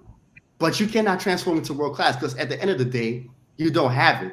And even as a player himself, he wasn't world class either. He's also a rookie on the job still, even though this is his first job. People forget that this is his first actual managerial job. So a manager who's a rookie, who cannot make players world class, who himself was a world class. You know, Guardiola. A lot of people underrate Guardiola as a player. Of course, he wasn't Busquets. I thought Busquets was better than Guardiola as a player, but Guardiola was quite world class. He was close to that level, I would say. Ancelotti at his day was a bad boy. A lot of people forget how good Ancelotti was. But of course, not every world class player turns into a great manager. Wenger wasn't a great player. Ferguson wasn't a great player. Henry wasn't a great manager either. Henry also, of course, the chance is small, but Cruyff was a great manager. Beckenbauer was a great manager. You know, sometimes it just don't work. But at the end of the day, that doesn't mean that scrub players like Arteta, right, that become managers also will become great managers. Not everybody gets that privilege, you know. Not everybody was like a scrub as a player and then all of a sudden become a world-class manager. It's also like not really a thing, I would say. I hear it. Hey, Zir, what's up? Yeah, what's up, Zir? You're right, yeah. I told you. I told man. Like the Saudi Grim Reaper, you know what I'm saying? What's going on? I've never seen this guy with his hood on. You know what I'm saying? Hello, Doc. Bro. My old friend. Look at this guy, bro. Let's cheer up, man. What's going on with you, bro? Bro, my hair's a mess. Look at my hair, bro. Scary The fucking movie mess, too. bro. I came from the desert, bro. Bro, I just came back from the desert, man. I had to give myself some hot chocolate as well, bro. You get me? I was coming back from flipping filming Scary Movie 4, bro. What's going on with you, bro? No, man. I came back from eating camels, bro. What? Get Yo, Yeah, Before we actually we eat get to camels. you, I'm not before we kidding. get to It's not you, actually- Before we get to you, yeah, because it needs to marinate. You know what I'm saying? You just hold that. Because you ain't going to be able to say anything right now. SG, you've been waiting patiently, bro. What are you telling me, bro? Nothing, bro. Before I say, please, people, like and subscribe. Big up, bro. Big up to facts. Devante. big up, to bro. your talks. Trust the process within company, bro. And, bro, come on. He's a great manager. I believe in him. Shit, bro. Bro, mega mind, bro. Don't get me started, bro. Just talk, bro. Bro,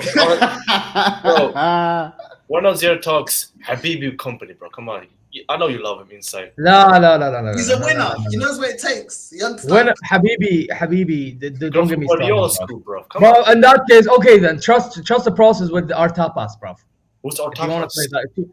Bro, trust the process with light bulb. Mr. Light bulb He tapas, won bro. Premier Leagues. He won Premier Leagues. Who's our tapas? Zir. Wait. Who won He's Premier gonna League? do Who won something. Premier League? Who won Premier Leagues? Company. Yeah, as a player, not as a manager. They The won the fuck? shit. He's gonna bring that winning experience, bro. That winning mentality. Winning, yeah. So did Arteta, bro. The winning experience he had Arteta's at never Arsenal won a FA Prem. Cups. North. Arteta's never won a Prem, bro. North. He won an FA Cup. That's in when he won the trophy. You know, just that's like a facts again, League cup, man. General That's a said facts that he again. wants a That's trophy. beneath us. That's beneath us.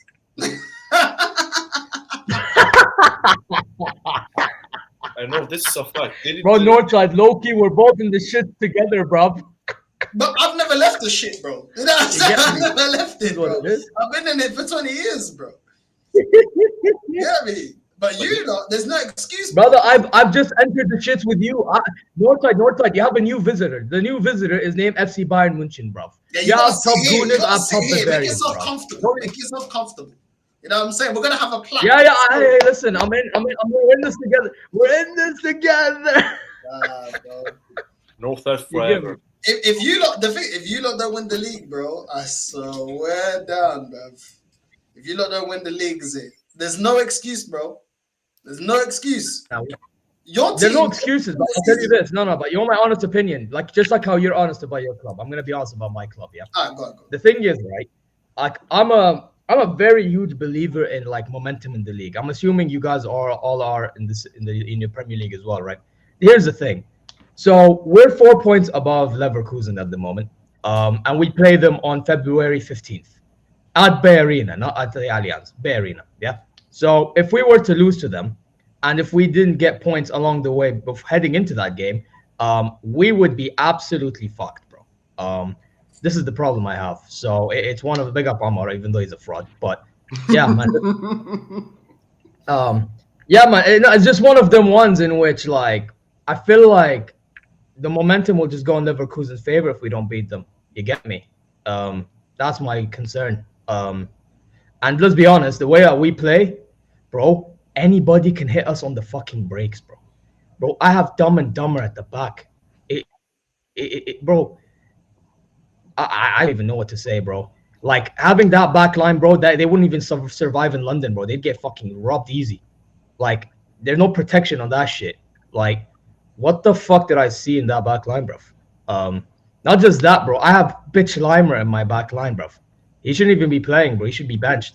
I also have Guerrero lying, cheating, and stealing my experience as a fan. Giving away penalties against Feyenoord after he came off the bench while Davies went off. Which, funny enough, now that he's signing a new deal, I mean, the fact that there's a signing on fee on that is fucking crazy. But he's been our only good defender this season. And beforehand, I wanted this guy gone. Scumbag. That's what I'm saying. You got zero ball knowledge. Shut up, Northside. Yeah, and then Joshua Kimmich, and then Joshua Kimmich, this amazing midfielder, guys. He's such an amazing midfielder, guys. Can't win the ball for shit. His corners. I think he's fucking overrated. pathetic. He's overrated. He is hell, bro. Devontae.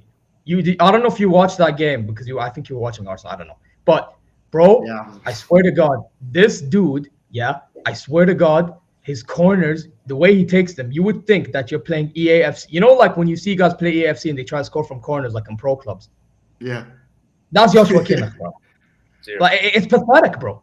Like how many fucking corners does it need for you to know that this dude needs to be crossing it at his teammates, bro? Bro, the People try one to compare corner him that to he Busquets. crossed in, That's bro, crazy. the one corner that nearly worked to our favor, bro. One of Feyenoord's players was about scoring on goal until that keeper, was named Balo, I believe his name is, made a save. Oh, it's Vader. Yeah. Like what the fuck, bro? You get me, bro? This guy, I'm telling you, if Arsenal had them, he would be the reason to why your corner tactics fail for once. People try to compare him to Busquets years ago. I remember that though. Like I never thought he was that great. Bro, no. Yeah, bro. If you want to compare him to other right backs, okay, but don't compare him to fucking DMs, bro. That's rude to the DMs, bro. Bro, there is a fucking reason why there's rumors out there linking us with Zubomendi with Kimmich leaves.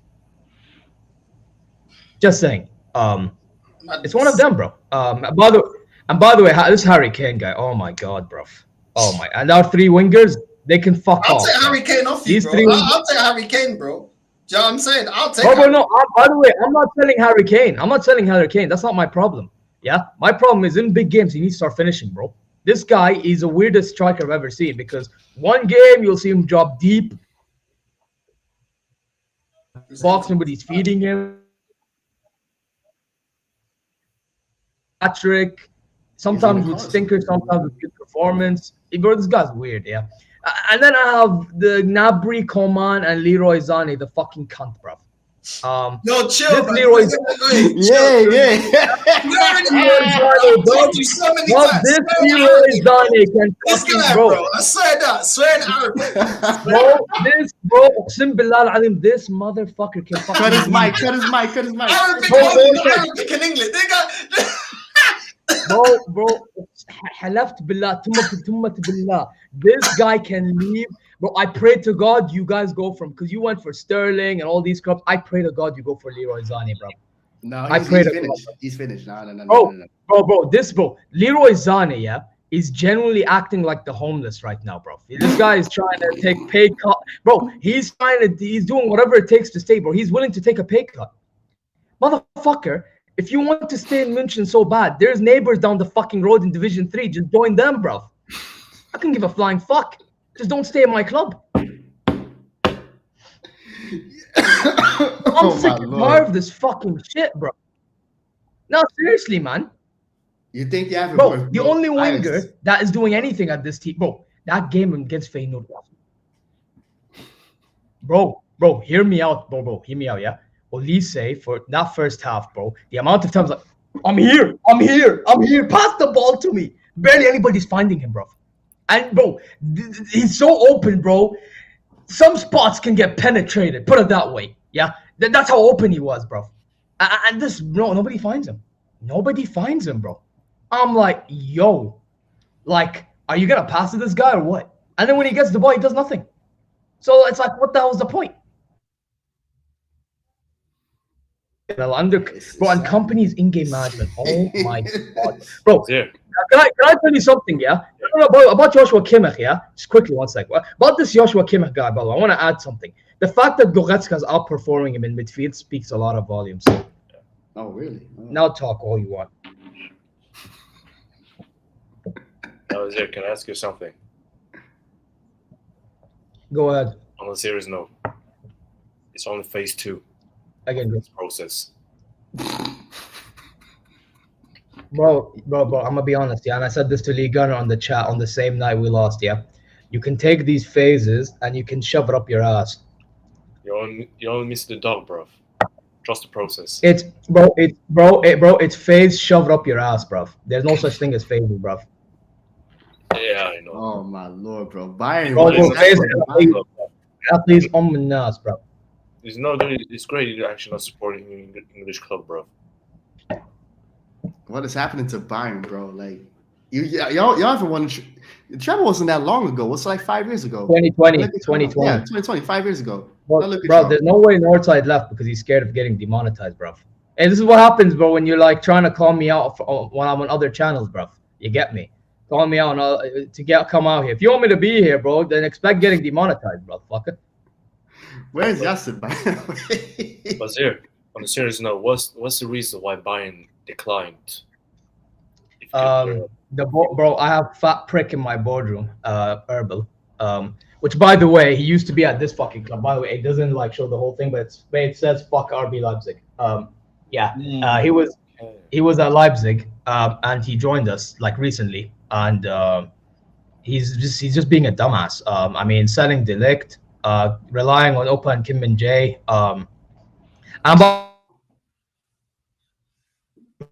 I think the sacking of Nagelsmann started the whole like real deterioration of the club. If we want to go deeper than that, The starting stages of like slight decline, I would say like the Flick and Oli Hones drama about not getting signings, this and that. So yeah, man, it's just one of them ones, bro. You get me. You know what? There's another thing that's jarring. Yeah, I know that Palini is injured now, but let's be honest. If he was fit, he still wouldn't be playing because Joshua Kimmich's ego has been shoved down up his ass, bro. That guy The other got, thing is this guy got a huge ego. So Bro, I'm gonna tell you now. Premier League fans, you know how the Kimmich is linked everywhere, and now he's linked to Real Madrid, bro. If Real Madrid take him, bro, I don't care if he improves over there, bro. I'll be the happiest man alive now, bro. I used to love Kimmich, yeah, but bro, I'm gonna be really honest. This guy is really pissing me off. Because bro, the thing is, I'm sure you guys all know this. It's the club over anything else, innit? Yeah. And the thing is with him, right, is he does not have this awareness about himself nor the team as a leader to understand that he can play right back and he can play in midfield. Mhm. So, like if he can do the both, and you know we have injuries in right back, and there's a lot of players that can take your role in midfield, then why don't you just go right back? You know? And by the way, Omar, bro, since when did you ever say this in other channels, bro? Do you want to like kiss like Northside's ass now? Seriously, bro. Bro, don't fucking piss me off. You want me to be here? I'm here. Deal with me then. No, I don't get these people, bro. You want me here, but then when I'm here, you don't want to deal with me. You know what's crazy though? Like Joshua Kimmich, right? He got the ego of like, let's say a Philip Lahm, but he don't want to do what Philip Lahm did because Philip Lahm would sacrifice himself to play left back or right back or midfield. Like he doesn't want to sacrifice himself. He thinks he's better than he actually is. That's sad. Yeah. I get he's pissed off. Do you have like the same energy like anywhere else, or is it just in here, bro? Like I want to know, bro. Listen, I don't even hate this guy. I actually love the guy, but like, he's doing too much, bro. Like, calm down, simmer down, bro. You get me? Why hate language? Oh my. So, Nah, man. Seriously. Hey, listen, your club can hold that, bro. Bro, there's gonna come a time in which you lose. I will be there. Barca's not going to win a title, unfortunately, man. But I feel like a lot of big clubs have been ruined a lot. Like Barca, Arsenal, Ajax is also looking desolate. It's unfortunate what we're seeing now. Can I ask you something? Yeah. Can we actually call ourselves a big club? That's our question. Wow. Because what club actually celebrates our progression without winning any trophies? It's a good question. And to be honest, I've said this for a while now, though. I feel like Arsenal outside of England don't hold weight. You know, even in England, I feel like Chelsea has surpassed them for recent years because Chelsea won more since our last title. Like they won more titles. They won more FA Cups, I think, 2 Champions Leagues. So, Chelsea are the biggest in London at this point. Arsenal historically are bigger. But in terms of like what we have done ever since the last title with the Invincibles, we haven't done much. And it's sad to see because I said this on Northside stream a while ago. We haven't capitalized on the Invincibles win because we sold Vieira. We sold Perez 2 seasons later. Henry left.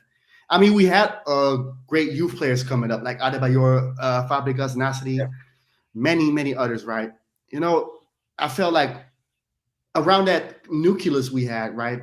The nucleus, you should have put like a world-class player there because them guys were still young. They were great players, but they were still like growing. Because Van Persie still was young. He wasn't the level that in 2012, 2013, he wasn't there yet.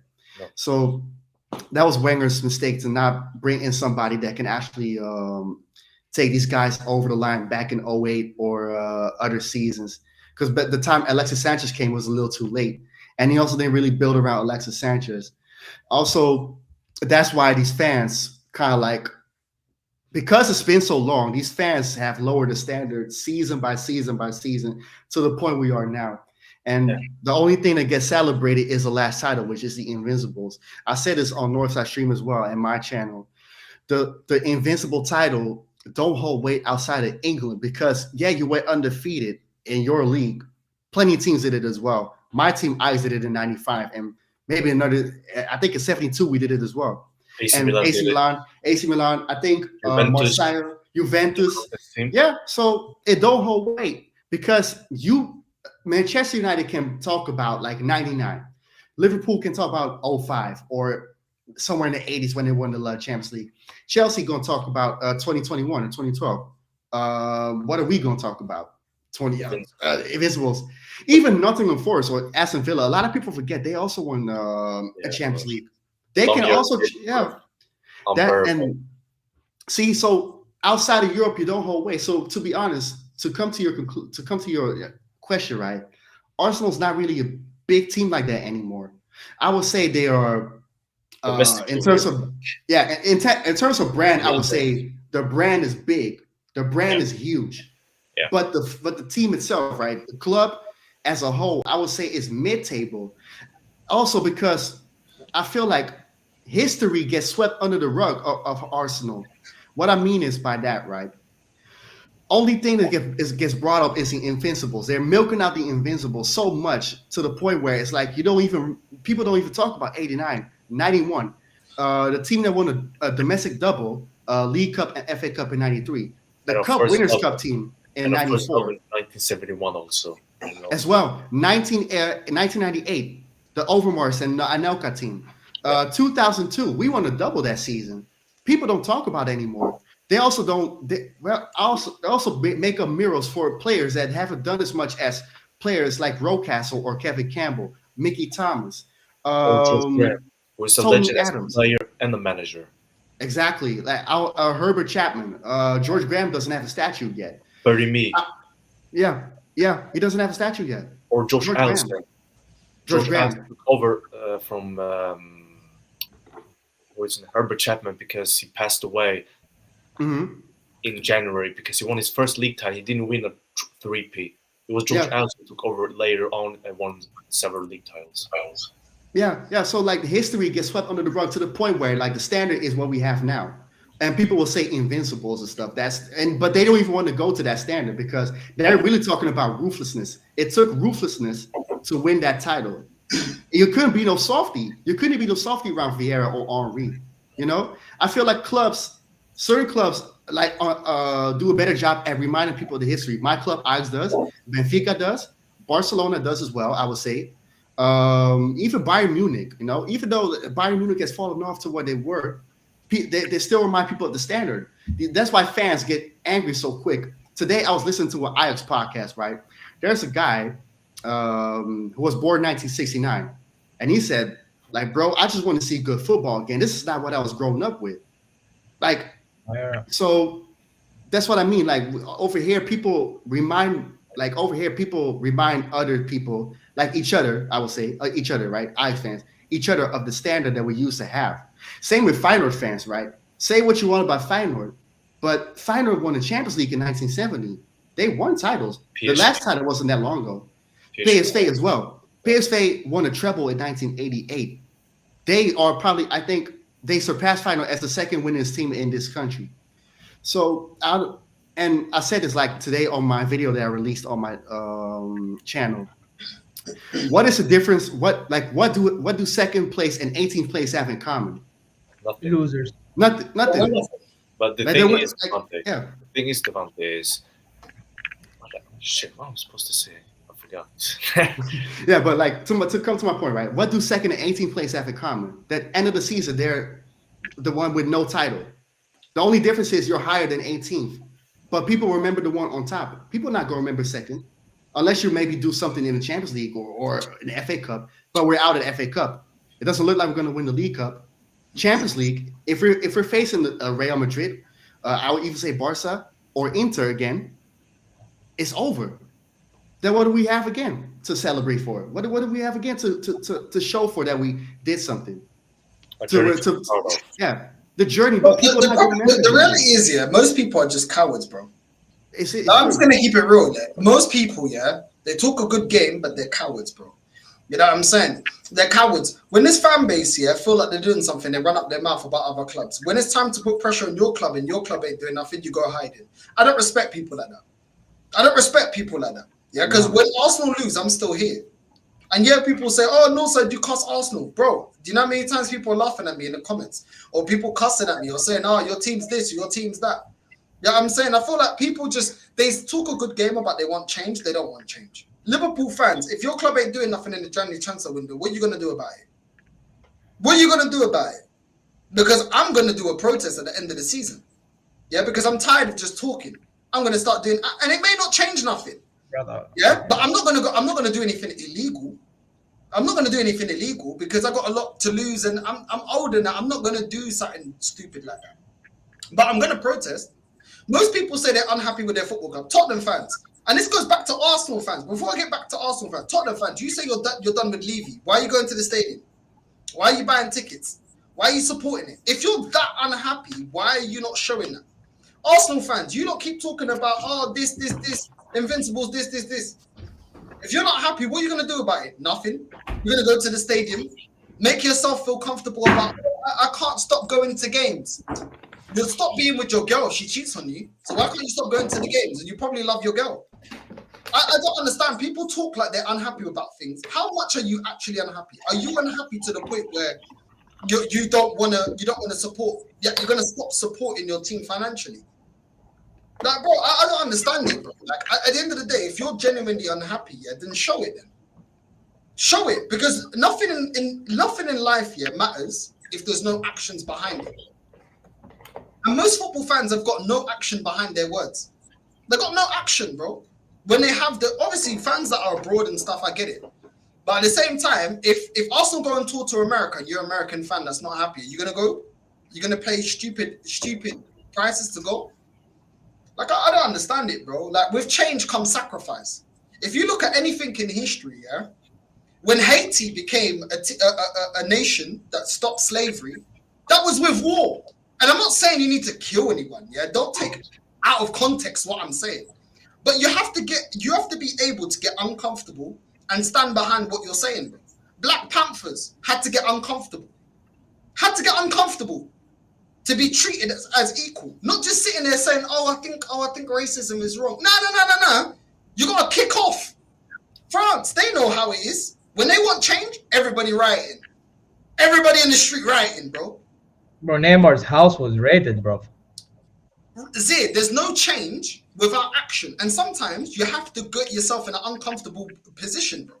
But these men want to shout about change, but they want to fund it. They don't want to protest. They don't want to do the graft to get the owners out, bro. So there's not going to be any change. There's not going to be any change. Once upon a time, there was countries that were ruled by monarchies. Now there's very few monarchies ruling countries. Do you think there was an uprising? And I'm not, like I said, let me make this very clear, because the internet like to take something and blow it up. I am not saying you have to do anything illegal.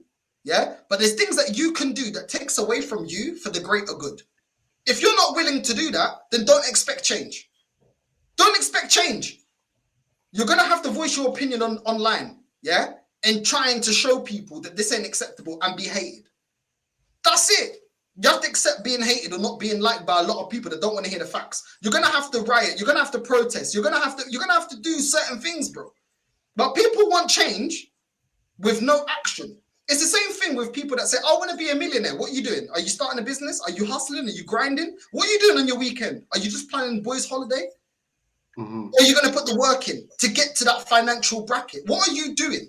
Because I'll tell you what, yeah, I've never seen any change in any form without hard work, determination, and getting out your comfort zone. Your comfort zone is going to the stadium. Well, guess what? You going to the stadium, you've been complaining about it for 20 years. What's changed? Oh, but somebody else will do it. Who gives a fuck? Do you believe what you say? Do you believe in how you feel about your club? Because if you do, then stand behind that. But it's this sheep mentality with people. This is what I'm saying. I'm telling you, yeah, the majority of people is sheep. But SG's going to the stadium, so I don't want to miss out. What are you missing out? We ain't winning, fuck all. What are you missing out? What do you mean? I ain't been to the stadium for 20 years. What have I missed? Nothing. But you know what I did with that money? Boys' holiday with my girls, buying a house. Would you say that my money has not been better than investing in Arsenal? Like, people are so scared, yeah, to do the hard work. I don't want to be disliked online. Oh, I don't want to do this. Stop being a coward. Stop being a fucking sheep, bro. Do you know what I'm saying? You got one life. When you die, yeah, None of these people that you're trying to toss off, yeah, and get a blowjob off on Twitter, yeah, are gonna be there in your casket, bro. None of them. These people have no backbone. That's what it is. These people have no backbone because some of them have brands, right? So they care about their brand and stuff, right? We all know that. Second of all, sheep, of course, and third of all, like I don't know what it is. So some people are just scared to say what they say. Last night when I said I hate this Ajax, I stand by it. You know why? Because I saw Luis Suarez, I saw Huntelaar, I saw Wesley Sneijder, I saw Van der Vaart, I saw Zlatan Ibrahimovic. I saw even the players that failed now, right? Ziyech and De Ligt, Frenkie de Jong. They were so great with our team. We won titles. From what we're seeing now, I hate that. I hate this Ajax, and I hate the way this club is ruined. And the same as Benfica, bro. It's same, exactly. So same I here, stand bro. by it. And same with Bayern Munich, and that's why I stand by it. If an Ajax fan doesn't agree with me, it's fine. There are probably other Ajax fans who do, but at the end of the day, it's my opinion. I don't care what anybody else thinks. And I feel like with Arsenal fans now, they just want to go with be with the get-along gang, right? They just want to be like a whole big happy family. But what has that solved for Arsenal in 21 years, right? What has that brought y'all? FA Cups only, fine. FA Cups, but what about the titles? What about the European heritage that Arsenal don't have? Y'all haven't even won a Europa League. A Europa League. No Europa League, but not Ajax has, not 1992 with Dennis Bergkamp, by the way, the player that Arsenal had. Y'all remember 2000 when y'all played Galatasaray? Y'all didn't win that with Dennis Bergkamp, but he has to with Inter and with Ajax.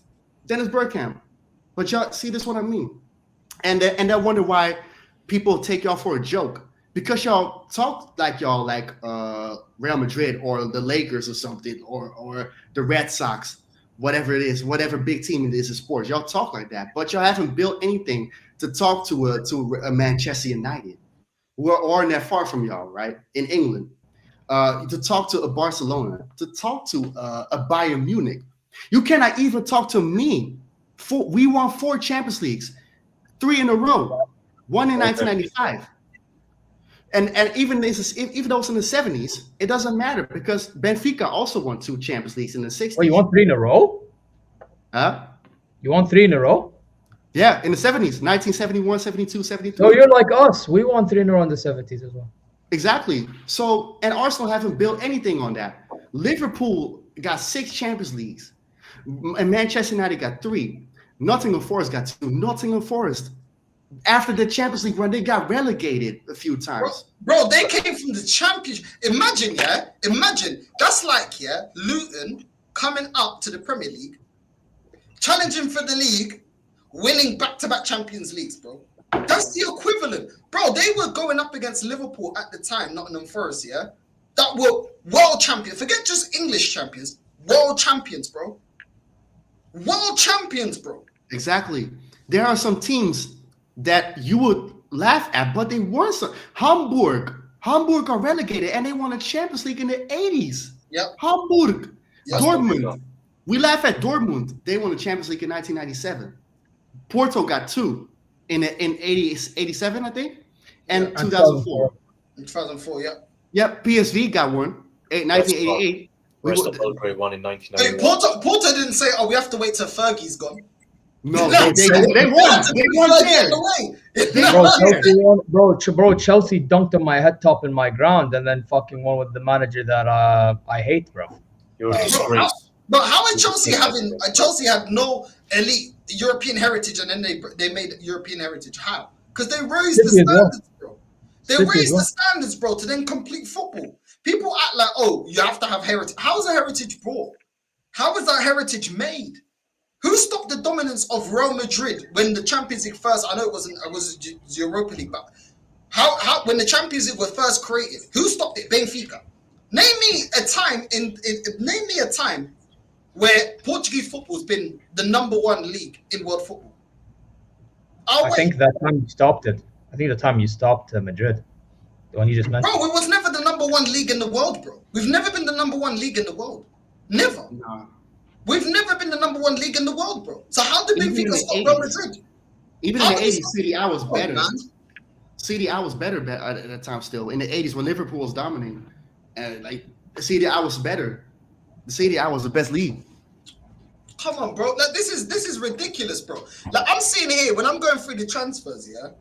I'm saying, bro, Marmoush going to Man City. Who needs more striker, Arsenal or Man City? How come they've already got one over the line? Already got in Haaland, you know. And people say there's no quality in the market. So when Marmoush bangs, what's the excuse? Because we could have went in for him. Unpopular opinion, I don't think he bangs though. Bro, does he bag more than Havertz and Jesus? I think he has something though. But... there's the thing, right? I don't think he plays as much for him to do that. That's the problem. Okay, but the ability of the player, is he not? Oh, yeah. Listen. I followed Frankfurt. Trust me, he has the ability. I'm not saying he doesn't. I'm just saying because he went to City. Like if he went to another team, like if he went to Liverpool, for example, I would have heard your point. If he went to, I think if he went to UAE, he would have not done as good because Arteta ruins players. You get me? It's just one of them ones. So yeah, man. Zee, even flipping, even Frankfurt, bro. They got that Wahi guy. Two seasons ago, he got like 19 goals in League 1. Yeah. Oh, I didn't know. Yeah. No. He just joined. I believe he just joined. Yeah, because From he was Marseille, at 26 million euros.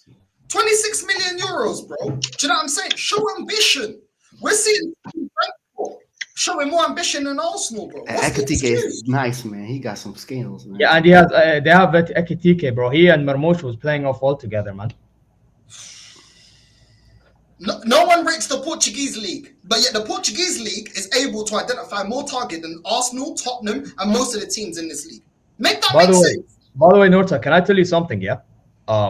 As much as Borussia Dortmund aren't doing good, one thing I will say is, listen, I may not be rating Guirassy as much as a lot of people, but even they're getting a striker at least. At least they're getting somebody. Like, who they getting? No, they have Guirassy. They got him last summer from Stuttgart. Yeah, but are they getting another striker? He said.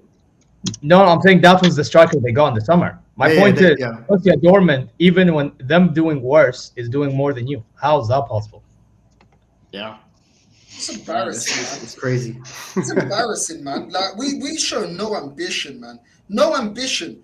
And every time we're in a good situation, we let it slip. Every single time when we're in, Arsenal are A1 at getting themselves in a good position, and then just saying, let's just see how the season goes. That's what we do. Do you know what I'm saying? That's what we do. Look how crazy. I was an ambitious team, yeah. I've never seen a team do what we did when we got to the final in 06. The way we got rid of the Invincibles was a disgrace. Absolute disgrace. Did Fergie do that? How long were Giggs there? Scholes there. Giggs was there for 20 years or something. Rapstam was the one that he effed up on. But he corrected it. Yeah. He corrected it. Man went out there, get Fergie, got Village, got all these, all of a sudden, boom. Do you know what I'm saying? Look at the ambition. What do we do? We get rid of our best players and say, let's put the pressure on the youngsters. We did this with Fabregas.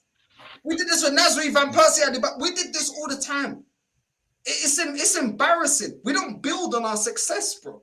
Other teams, Chelsea, how long did they keep Terry for? Did they just fling it? As soon as he won something, goodbye. No. Do you know what I'm saying?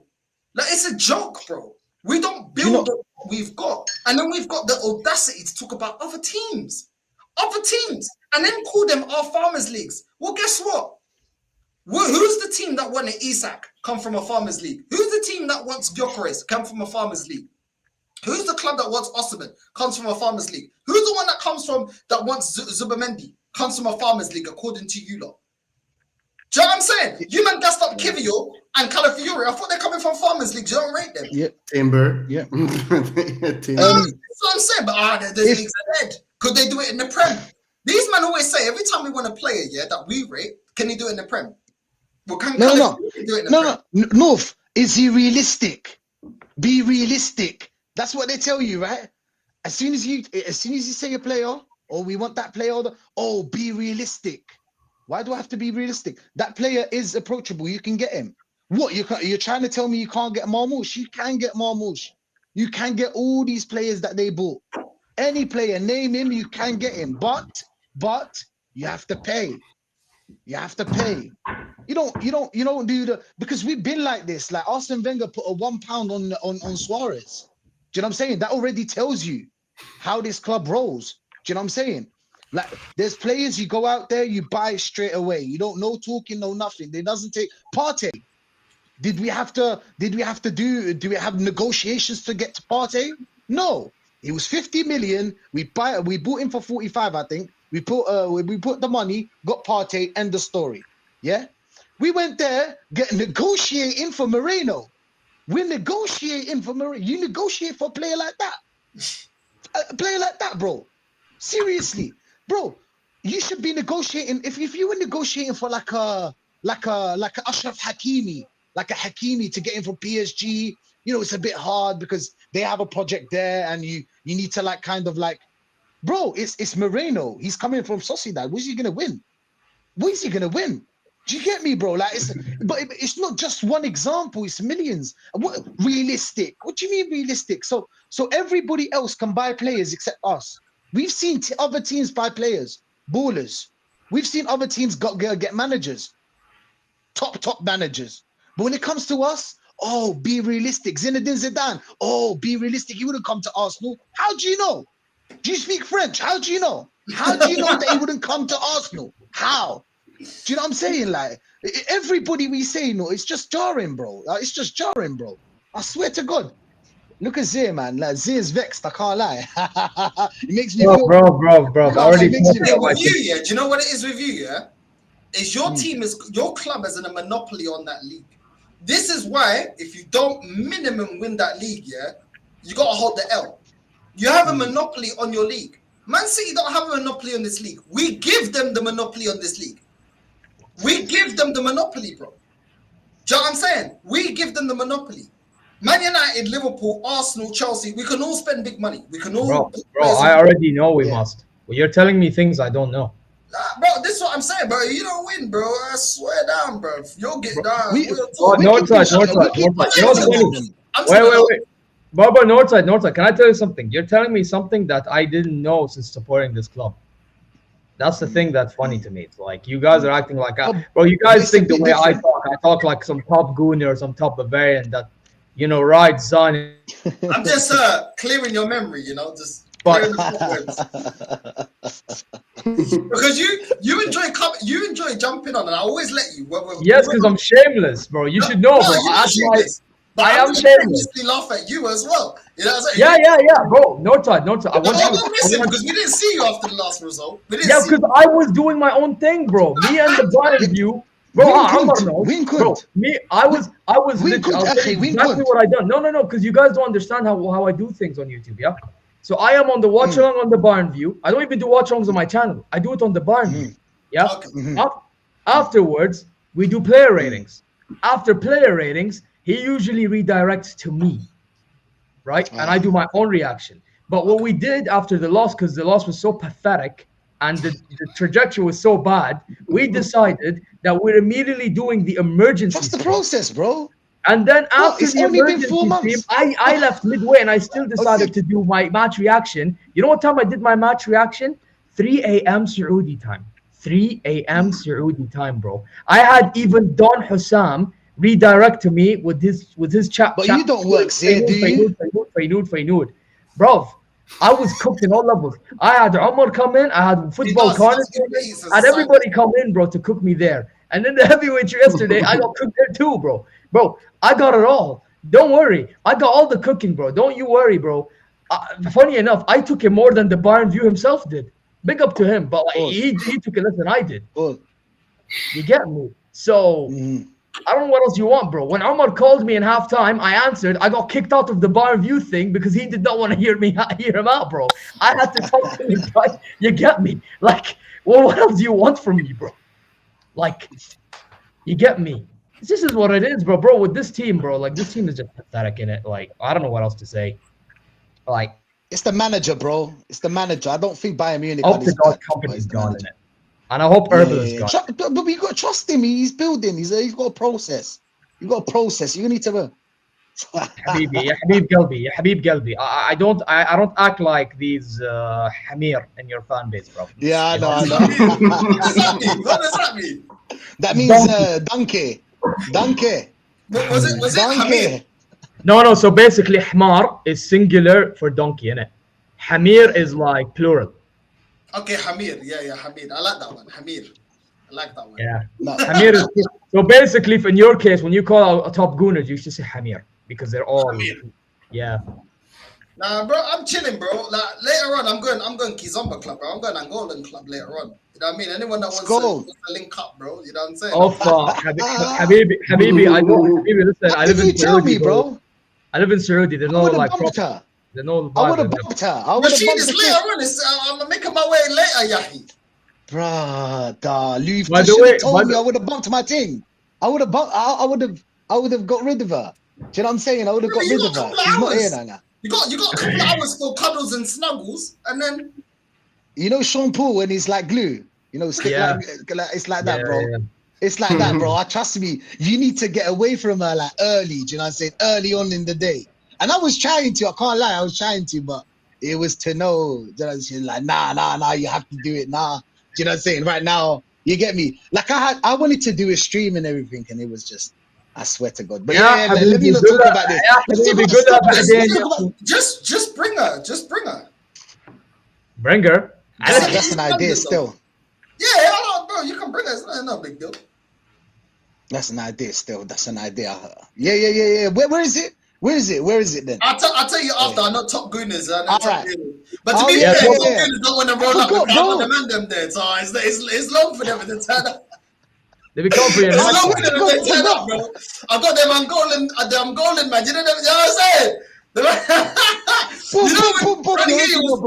Them Dominicans with the knives, man. You know what I'm saying? They're good with the knives. They're quick with the knives. They're quick. They're quick, bro. They move wild when they get a couple drinks, bro. The Cape Verdeans and Angolans, bro. They move wild, bro. So I'm with the squad now. You know what I'm saying? It's like 50. Anybody. You know what I'm saying? Any top gooners trying to run up on the team, bro. This is mad for you. I can't. He's got a team.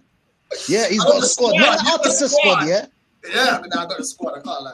Not like Arteta's squad, yeah? He's got more than 24. Nah, trust me. We don't squeeze each other's lemons and we don't pickpocket from behind. Hey yo. That's haram. That's haram. That's haram. You know what I mean? Omar, what's going on, man? What's your favorite? Benfica got beat to you. I'm one with the smart. What's up, Omar, man? This is your chance, man. Speak to Zia, bro. Man, looking at 50 and 04. What's going on? He's bored. He already did that. He did that already, bro. He's man, looking at he's about to drop the tune, piggyback, bro. Just send for everyone. This is your chance to cook Zia, bro. Bro, he spoke already. But I mean, to be honest, the fact that he conceded 4 is still mad, by the way. But it's okay. Yeah, man. Clickety, clank, clickety, clank. A Uber driver going my piggy. Bro, it's okay. It's okay, man. Man can be doing this. Hey, listen, man can be doing diss tracks like KSI did back in the day, bro. Come on, man. Look at it. Nah, see, you're disgraced. You went here for the smoke, bro. You got just. Because I told you what I did. Do you not pay attention? You don't pay attention. You act like children in high school. Man. Oh, Jensen, you're Cape Verdean. I didn't know you were Cape Verdean, bro. I thought you was Angolan still. But big up same way. You know what I'm saying, my brother. Omar, please, this is your time, bro. Because he was preying on your demise. I can't really cook Zia because he was actually behind Benfica, so I can't really cook him. But you were giving me 50 Cent vibes. I can't lie. Many men. Yeah, man. Who gave 50 Cent vibes? What? Umar, bro. I swear to God, he's giving 50 Cent vibes. You got a do-rag on and stuff. I see it. You from New York. What's up, Trent? New York. I want to see this, man. I want to see this. I'll say this, Northside. I'll be honest. I don't like sounding like a broken record. At the end of the day, man, you can see it, bro. You can see, bro, when I was in the chat how I was rattling him, bro. Like the bad I was, bro. He was getting hella emotional, because I'm like, listen, if I get in that chat, bro, you're gonna get out because you don't want to deal with me, bro. Don't do that. You feel me? Because this guy has a lot of smoke. But guess what, bro? He thinks he can come. He and Liam, him and Liam, bro. They like doing this. Wait, right? Everybody's continuing. This guy, right? He likes to come out here, like he likes to run away from the smoke and start doing things like be hyper emotional, like this. I'm like, listen, man, you can get all emotional as you want, bro. You're not running away from this smoke. I don't care, man. I am smoking.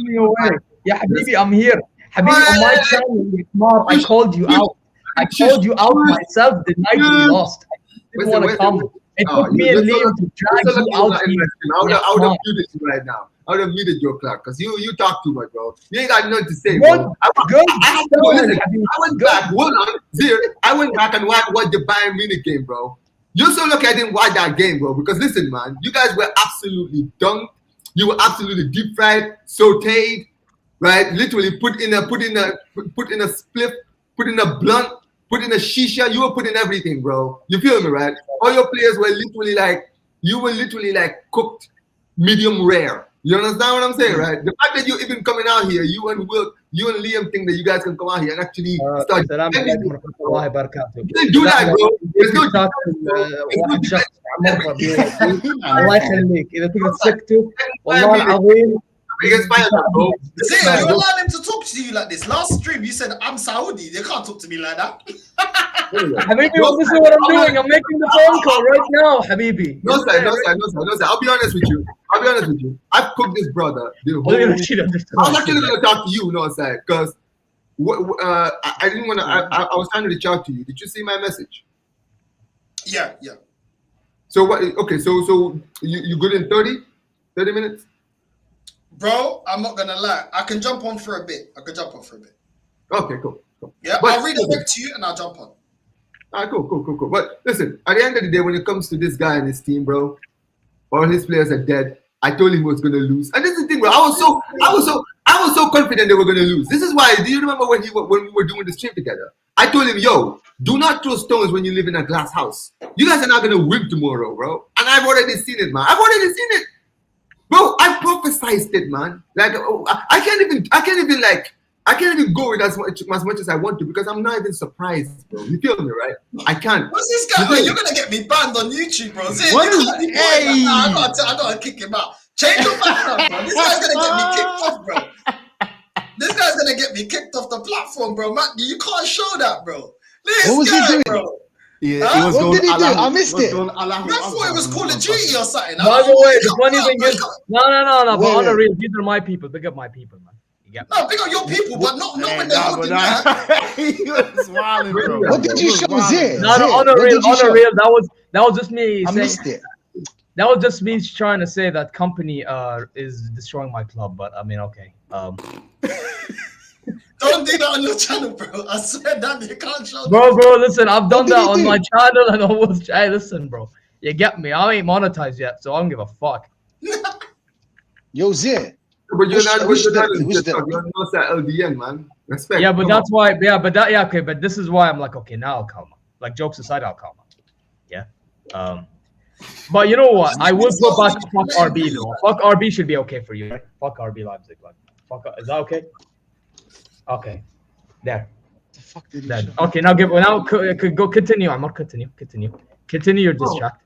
Listen. I've already said what I needed to say, bro. At the end of the day, your team is shit. You understand what I'm saying, right? Yeah, bro. You should kind of, bro. Let me tell you something, right? You guys should be lucky because who are you guys playing your final game in the Champions League? Who are you guys playing? Bratislava. All right, so yeah, that's gonna be an easy win for you.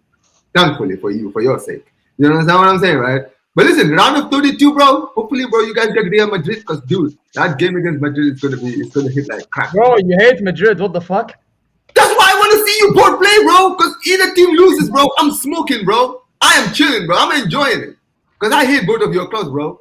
Like, especially when I see one of you get knocked out early in the Champions League, bro. Oh, man, that's gonna be so good. Especially this guy. Imagine if his team gets knocked out early, bro. Like, I know he's probably hoping that his team gets knocked out early. You know why? No, sir. Because end the misery, just end the misery, bro. I'm not worried about his team. Everybody going at his bro, team. you know what it's gonna be like, Amr? It's gonna be like last season, bro. You know, last season, bro. The only thing I wanted was to beat Arsenal. Then the season was over, bro. The moment we got Madrid was done, bro. Like, oh, we a trophy. No, you know what it was? Because we lost the Bundesliga and the Cup before facing Arsenal, right? So I was like, you know what, bro? If we just beat Arsenal, like that's my season done and over. Like that's like winning a Champions League, even though the standard was so low, bro. That's what it was, bro. But now, listen, bro, may as well just because, bro, I'm gonna be honest, I'm checked out from the Champions League. The league, if Leverkusen beat us, momentum is, bro. This is the lowest I've been. If you're checked out, I don't want to see nothing when Arsenal get kicked out. Then, if you're checked out. Oh no, I'm still laughing at your faces. No, easy. Yeah, I'm still laughing at your faces, bro, because you're always shit, bro. And you know what, bro? I was thinking about this recently, bro, because you know you all tried to cook me the way you guys did the other day, bro. I'm gonna be the most shameless asshole. We didn't even cook you. You guys tried, bro. You said, bro, Northside, Northside. I watched back your stream, the reacting to Arsenal, bro. You were more focused on me than Arsenal. Yeah, we were laughing. I didn't cook you. You were more focused on me, bro. I live rent free in your heads. No, you do, bro. Because I live rent free in your heads. Yeah, now. This guy said if you live rent free, now let me say this real quick. If you live rent free in my head, yeah, why are you always ready to jump on my stream when Arsenal lose? Does that mean I live rent free in your head? No, not really. No, not really. Because what are you talking about? No, because I do this with everybody, bro. I do this with every Arsenal fan. Dude, I don't just do no side. Let me tell you something about this guy. This guy. Listen, bro, I actually respect Real Madrid and I do it to fucking will, bro. I respect Madrid and I do it. You respect Real Madrid. You throw everybody, bro. It's not about respect. You throw everybody. Like, let me tell you something, Northside. If there's things that listen, I can respect the team, but you know what are the certainties in life, bro? Death, taxes, and zero is gonna be in my comment section trolling me when I. Oh yeah, because I hate your club. That's what I'm saying, right? This guy, right? I cannot, bro. Let me tell you something, bro. If Zero doesn't come to my stream, bro, if I can lose and Zero's not on stream, I might genuinely have to call him and see if he's. I'm gonna worry for his health. I'm gonna be like, yo, Zero, let me be okay. Like, are you alright, bro? With Saudi, that's when he has a real meltdown, bro. You know what I'm saying? Oh yeah, that's why, bro. Let me tell you something. When the Asian Cup comes around, I'm watching that Asian Cup every Saudi Arabia game, bro. I don't care how late. Yeah, we're doing streams. We're gonna do streams. I'm doing watch along for that, bro. Every time they lose, no, sir. Let me tell you something. Me and you, we're gonna be doing watch alongs, right, bro? We're gonna smoke on that Saudi pack, bro, when they lose. Yeah. Because you know how pissed off this guy gets whenever Saudi lose, bro. No, his head is. You know, he doesn't. Bro, real talk, yeah. He doesn't want Saudi to face the Netherlands. He don't want Saudi to face Gambia. He don't want Saudi to face. Oh my God, yo! Let me tell you something. You don't want Saudi to face Portugal. You don't want Saudi to. You definitely don't want Saudi to face Algeria. They'll smoke you as well. You already know. We got to see that in the Arab Cup, bro. Arab Cup, Algeria versus Saudi Arabia. We'll be there, bro. We'll be there to watch it. Because you know me, bro. See, I'll bring up my Algeria shirt, bro. I swear that. Rashid, bro, get me the Algerian shirt, bro. Ship it, bro. Wait. You know what's so funny, right? So you say I don't want to face these man, but bro, you man don't want to face certain man them neither. Like, why you man? We're talking about your nation. Yeah. Oh, now we're talking about my nation. Now we want to make it about me. You see, again, you know what's funny? You know what's funny? I'm not even trying to live rent free. You guys are just you have me in your head. So the moment, wait. The moment you see Bayern Munich, I'm not joking, bro. I genuinely fancy your chances, no sir. Cape Verde beating Saudi, bro, in a game. Cape Verde and Angola will slap them. Bro, it's not even a joke. I'm not even kidding, bro. Like, genuinely, Angola right now, Angola and Saudi, bro. I'm gonna be honest with you. I think you're doing a bit too much, but I get why you bro. This is Zero. This is how I know you don't watch African football, bro. Because if you watch African football, you know. Bro, I follow it. Hold on, pause for a second. Nigeria will slap them. Nigeria will slap them. Rashid, you watch AFCON every year, bro. You watch it with me. You watch AFCON with me, bro. Nigeria, Ivory Coast, Algeria, I hear it. Gambia, you're doing a bit too much, bro. Like, bro, we graded the quarterfinals in our first tournament, bro. Are you actually taking the piss? We beat Tunisia, we beat Mauritania and Guinea, bro. In our I'm not even saying we're gonna win, but like you're acting too cocky for that. Like, bro, no. But let me tell you something. I want to tell you something. Anybody that watched the World Cup, yeah. Anybody that watched the World Cup will know it was not because we have bad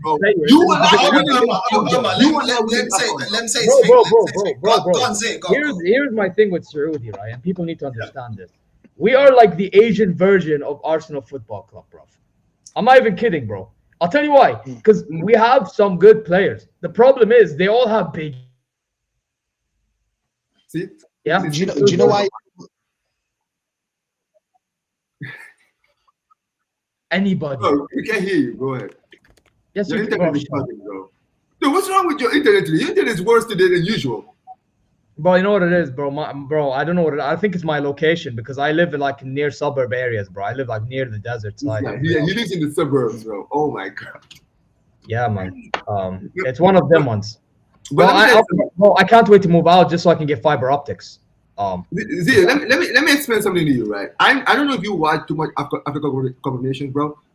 Rashid will tell you. Ever since they won the AFCON in 2019, I follow Morocco. Every time they won in 2019, this guy's team has never qualified from the group since. Do you understand what I'm saying? That's how hard the Africa Cup of Nations I am aware. Bro, Morocco lost to South Africa. No. Hold on, Zin. Hold on. Let me finish. Do you see when they won when they won in 2019? They were on like an undefeated streak. Where I remember they even beat Colombia. Yeah. The one Mahrez scored the free kick. Oh, like we caught Saudi Arabia. Yeah, in the Arab Cup, and they won the thing. And do you remember what happened 2 months later when they went to the AFCON? Yeah. They finished bottom of the table, bro. They lost to both Equatorial Guinea and Ivory Coast, bro. This is what I'm trying to explain to you. The African Cup of Nations is a different kettle of fish, bro. People don't realize when you watch the AFCON, bro. I know I watch the Asian Cup. Sometimes I see some of the underdogs like the Vietnam sometimes do well. I've seen some of those nations. And Jordan.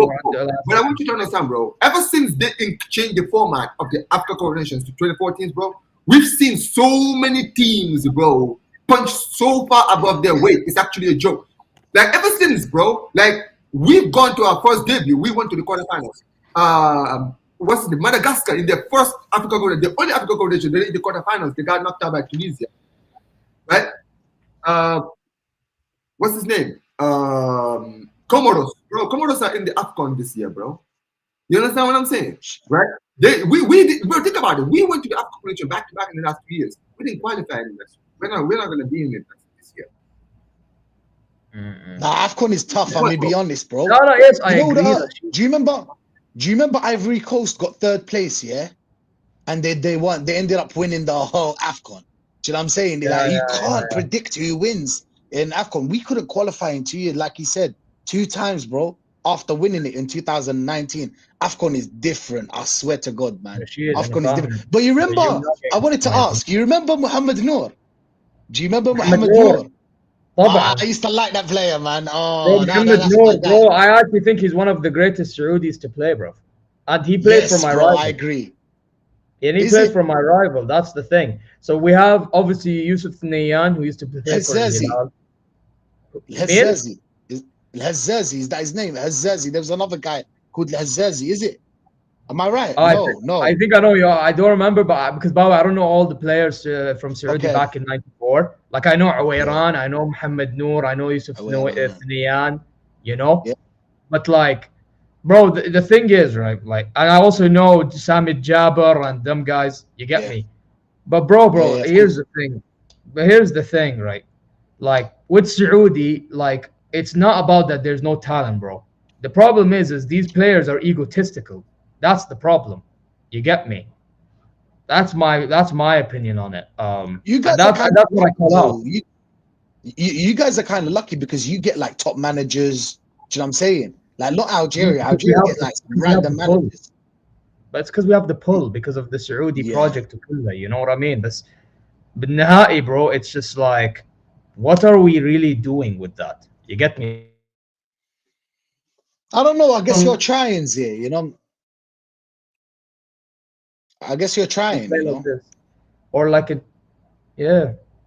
or like we may as well not even host the Asian Cup next not next year, in 2 years, you know. That's crazy, bro. Or the Gold Cup in the year, bro. My point is, when's the last time they won it? The last time we won anything was around the same year as Arsenal won the Premier League. That's why I say we're the Asian Arsenal. Listen, man. If we're talking about Arsenal, we need Macy to cuss the whole board. Macy, go with the board. I want you to cuss the board, bro. That's what Big up Macy, by the way. Cuss the board. Cuss like all that Richard Garlick and from him. Don't worry, everybody. Every single one of them, Rashid. I mean, I just don't know, guys. Tim Lewis and Richard Garlick, like, do these motherfuckers understand that we are trying to sell some of our players, but all they care about is that they're just on their offices signing all the documents and just like giving out like more like giving out handover contracts to our players. Like what is this? Is some kind of charity? I mean, Tim Lewis and Richard Garlick, like they are just a bunch of wannabe useless fraudulent puppets. Like who are they? Like I just don't know who are they in general. Like how have they become our recruitment team is beyond me. Like we are trying to get rid of all the deadwood of our players, like Zinchenko, Tierney for me needs to go. Like I love Tierney. Like for me, he is perhaps the best baller in Arsenal, but the absolute disrespect that this manager has treated him is beyond disgusting. Like Tierney has won trophies in Scotland and he's brought that caliber of trophies over to Arsenal. But ever since Arteta has taken over, he has made Tierney he has turned Tierney into one of the most beloved footballers, into one of his most despisable footballers. I don't know, maybe it's all because of the whole Rangers-Celtic rivalry, because of Arteta's like playing days at Rangers and the fact that's a theory. That's a theory, maybe the fact that Tierney is a Celtic-born player, maybe there's a bit of history between the two of them. But how are we feeling about Zinchenko now that Sterling is going to stay? Did you hear the comments about Arteta saying we have Saka? We're going to have to stick to Sterling. How do you feel about that, bro? How are we going to have to stick to Sterling? Like, is this where we're at as a football club? Because this is the history of Arsenal. We always go out and get a Chelsea leftover. I can name any single Chelsea leftover, and I will name them out to each and every one of you. I'll call them out. William Gallas, leftover. Yossi Benayoun, leftover. Oh my days. Petr Cech, leftover. David Luiz, leftover. He was ran through. Willian, leftover. Jorginho, leftover. Kai Havertz, leftover. We seem to like hoes, you know what I'm saying? We seem to like hoes. If you like hoes, Leo is one. And you know the worst thing is, you know, one of the chat on the screen, Ali D, he said that don't worry, Macy, but because at the end of January we're gonna have Noni Madueke as our next transfer target. Like I don't know what our obsession with Chelsea player rejects are. Like, why do we always have to bring them into our football club? And hopefully Arteta can turn them into a top player that they lacked at Chelsea. So that's the horrific thing for me to keep Sterling. Like Sterling for me is past his time now. Like look at his age, 30 years old. And he is still like, without a shadow of a doubt, in his own mind, is finished, because he realizes that the trophy winnings from Manchester City to the finishment of Arsenal, like this guy for me, Sterling, is just finished. Like I don't know why Arteta is still persisting with him. Like, do you know like born again virgins? Yeah. Sterling, when he came to Arsenal, he was a born-again virgin. He was like, "Oh, you're gonna see the best of me right now. I swear to God, brother, that guy is with BC. Hi, BC. That's what we like, bro. Sorry, Zip. Go on. Now, saying I was gonna say he's T-Rex, bro.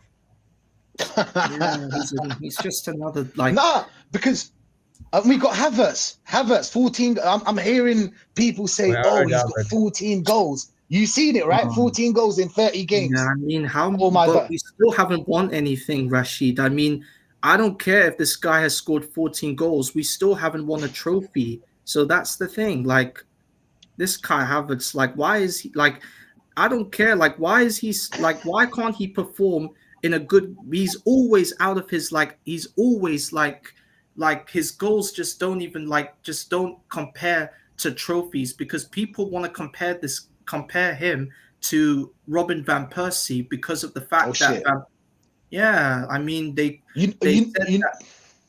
said that don't diss my striker Donkey Havertz, man. That's my best friend right here. I called the police about Havertz, bro. I told them, listen, you gotta go check on the donkey. You know what I'm saying? Because maybe something sus is happening there. I'm snitching, bro. I'm snitching. I feel sorry for that donkey.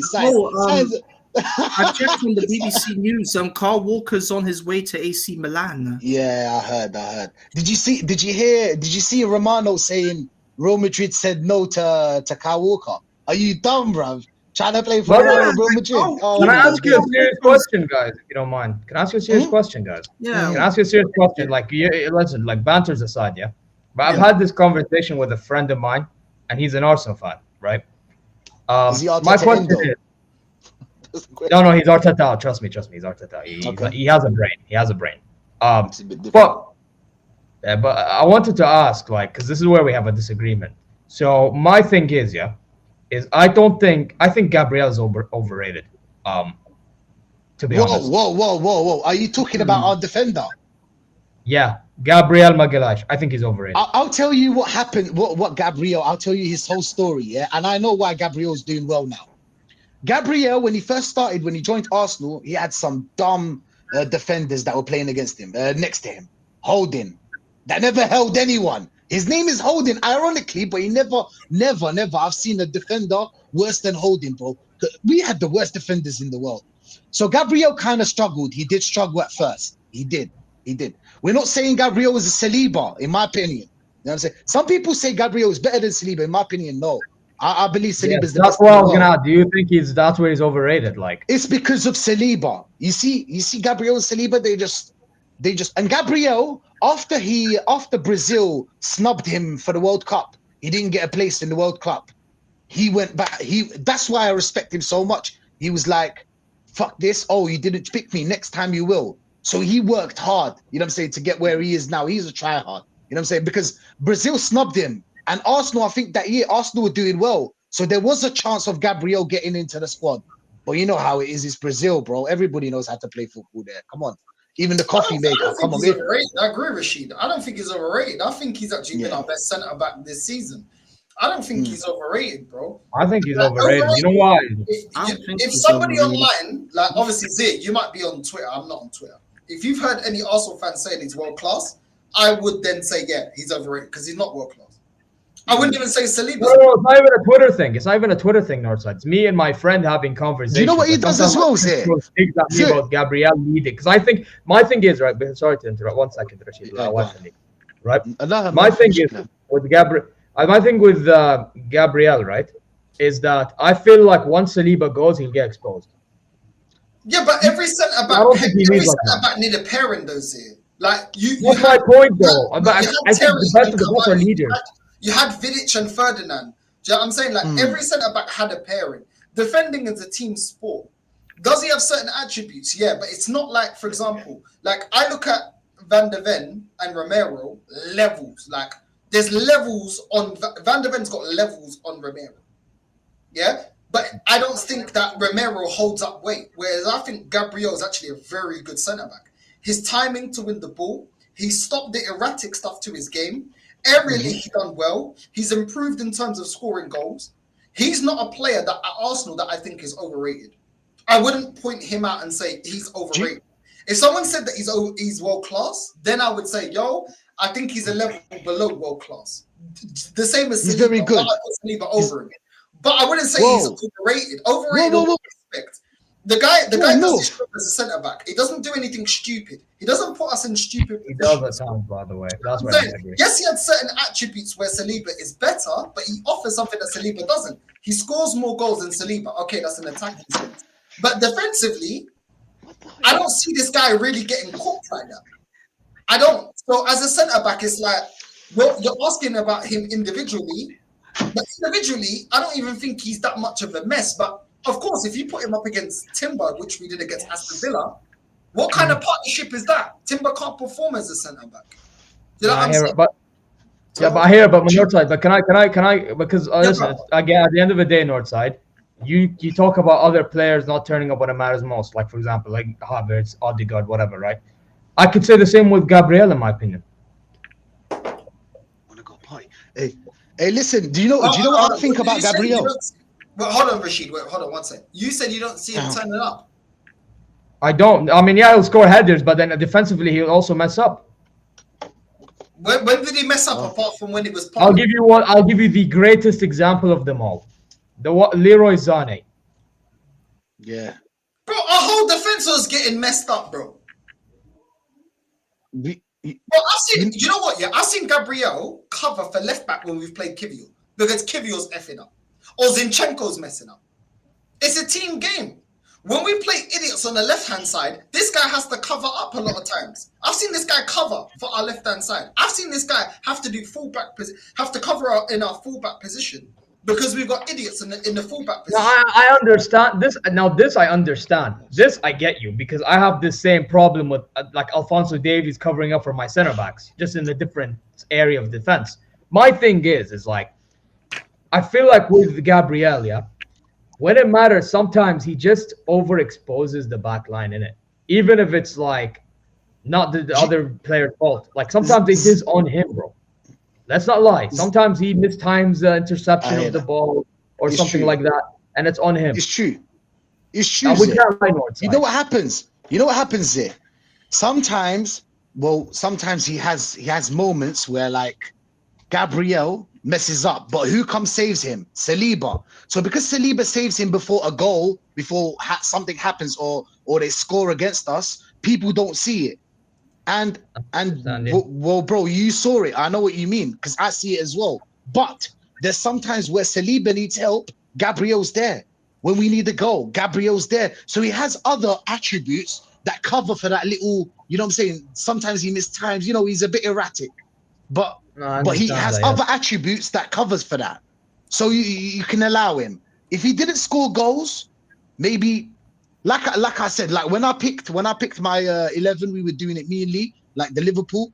He was like Gabriel or Van Dijk. Obviously, it's going to be Van Dijk. And then it was the guy, Gabriel or what's his name? Van de Ven. Gabriel Van de Ven, I'll pick Van de Ven. Do you know what I'm saying? But it doesn't mean that I don't like Gabriel. Gabriel does have mistakes, but Saliba comes in. You know, Saliba covers for everyone. But Gabriel does other stuff that Saliba can't do. You know? So it's just, I don't know. It's a match reading. Do you know what I'm saying? It's just a match. They're just a match, both of them, bro. I think. But to be honest, if Gabriel leaves, Saliba will still be the same. But if Saliba leaves, I don't think Gabriel will still be the same. That's all I can say. Yeah, that's all I can say, bro. I don't know about that one. But yeah, he's not the one that I'm gonna look at like that, really and truly. Yeah, I agree with Zee. There are aspects to his game. But overall, the good overweighs the bad with Gabriel. Once upon a time, I couldn't say that. 100%. Once upon a time, I couldn't say that. The bad was outweighing the good with him. I can't lie, but not these days, bro. Not these days. You know what I mean? It's one of them ones, bro. Like I just feel like with our team, it's just like there's so many things that are wrong. There's so many things that are not balanced. Like the left-hand side never being resolved. The you know, having an option on the right-hand side never being resolved. Never getting a proper striker. Not allowing, and I will say allowing, because we do now have competition for the number 10, aka Ethan. Not allowing competition for the number 10. It's frustrating. It's frustrating, bro. Like it just feels bad. No, I hear you. I'm just saying, I want to see what he does once to leave because we know you're not gonna win. Yeah, he ain't gonna be the same. He ain't gonna be the same. I think Gabriel, his like ability will be tested without him. I think that's where the test really comes, Northside, and Rashid and Mason. You get me? Yeah.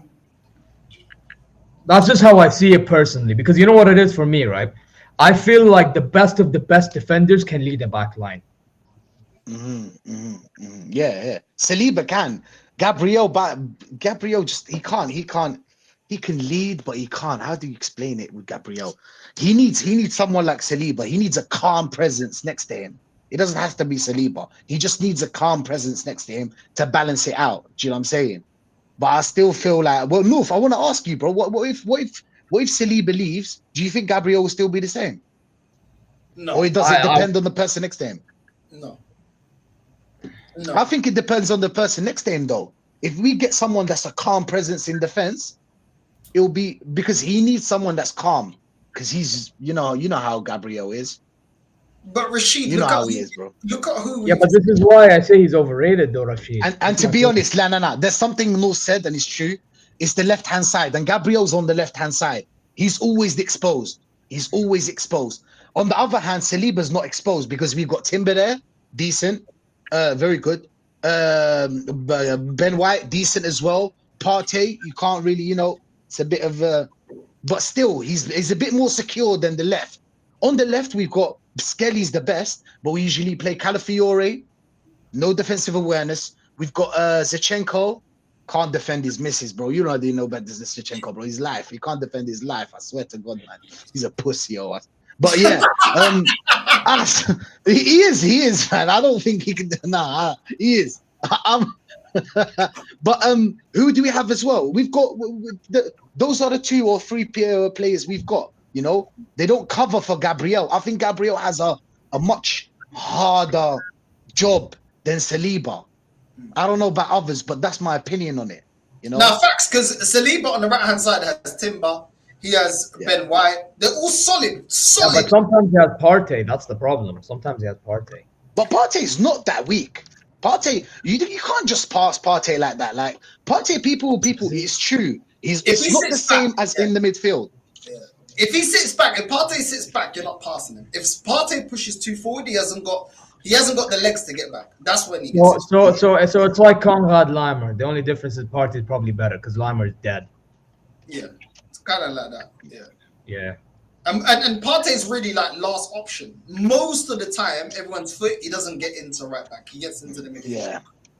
So it's only but we're talking about like when everyone's available. Yeah. It's like most of the time Gabriel's in that type of situation. You know what I'm saying? Where he's just exposed. Bro, I'm not gonna lie. Yeah. I think I got a cut. Yeah. See who really big up, man. Hey, big up, man. Hey, big up.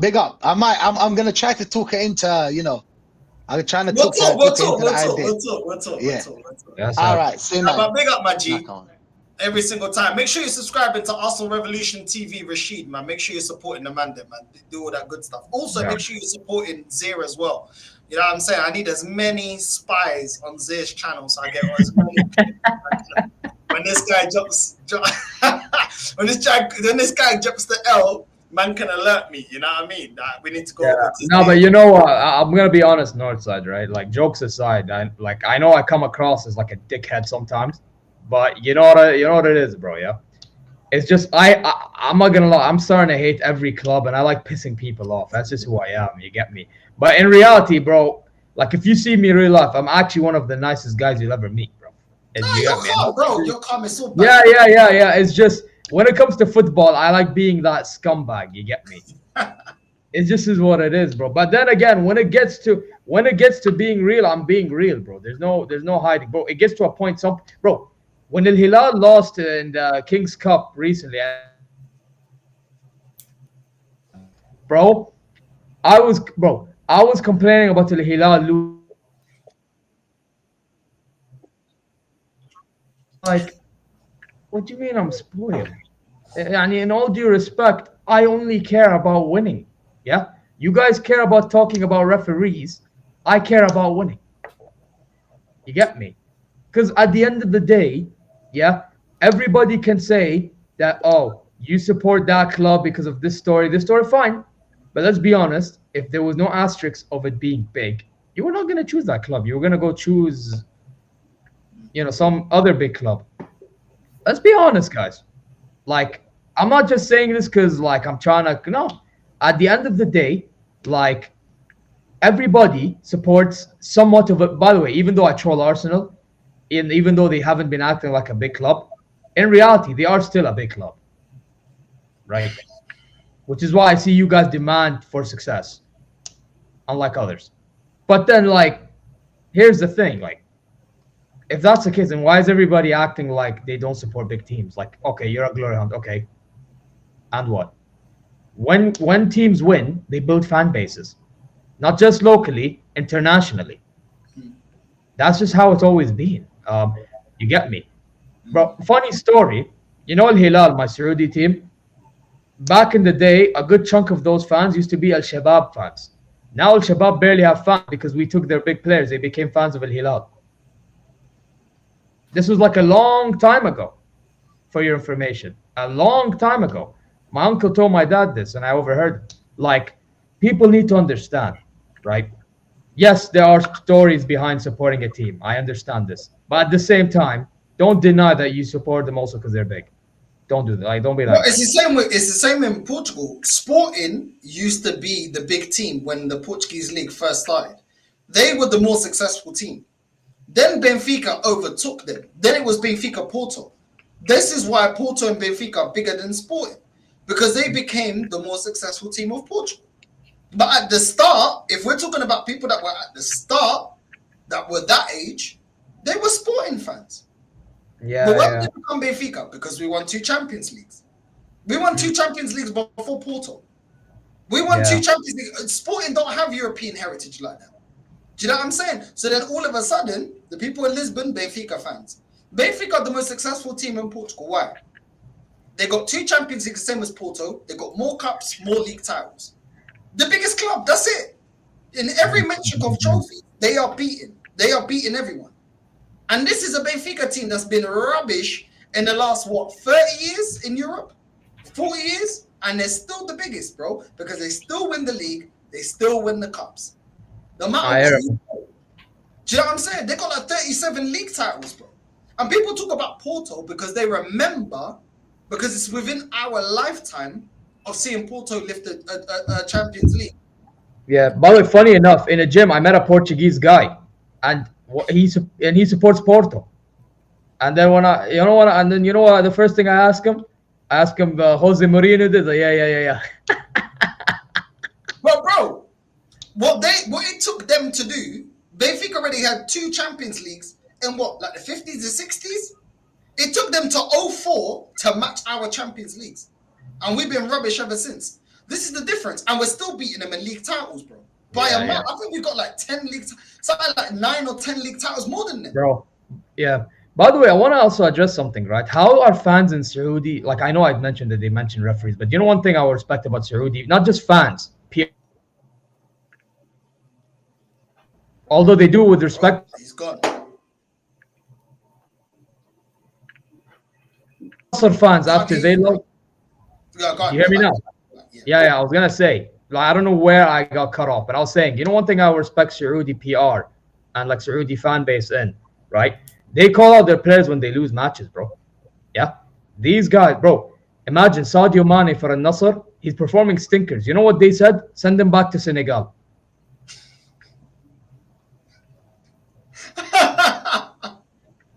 Bro, they said send this guy to Senegal. He doesn't know how to touch a ball. He doesn't know how to shoot. He's always offside. All this, bro. When Benzema was performing stinker last season for Al-Ittihad, you know what happened? Trash being thrown at him, bro. You get me, bro? Al-Ahli, you know Al-Ahli, you know the team Ivan Toney joined. You know that team Ivan Toney joined, bro. These fans right now, as we speak, are protesting outside of their training facility to get rid of their British CEO because they're keeping the manager and all that stuff. They're doing more than Arsenal Football Club. You know, and United, bro. They're doing more, bro. You get me, bro? Al-Hilal, yeah, we win a lot, yeah. But when we lose, bro, but even when we're winning, we call out Blahy. Blahy's that center back that was chatting down on Messi, Ronaldo, and that's Saudi's defender. If you could see in the images, bro, we call out that guy week in, week out, bro. When we win. It's crazy, bro. It's different in other countries, bro, because you're allowed to speak out. Here, you're not allowed to speak out, bro. You're not allowed to speak out, bro. Bro, when Saudi national team lost to Japan in Saudi for the first time in history, yeah, one reporter was saying that the Saudi team was performing poorly, yeah, and they're like, what was the reason behind it? This Saudi defender, yeah, which funny enough is an. We didn't play bad. We had this immediately. Bro, this is what I'm saying, man. Bro, it's just different, man. In other cultures, it's different. Do you know what I'm saying? But big up Zay. Make sure you subscribe to Zay Talks. Macy, love every time for jumping on, my G. Always love when you jump on. Always love. Big up, Macy. And we're going to redirect to Omar. and I will jump on after I eat my dinner. Big up to everyone locked in, and we're gonna redirect now. Love.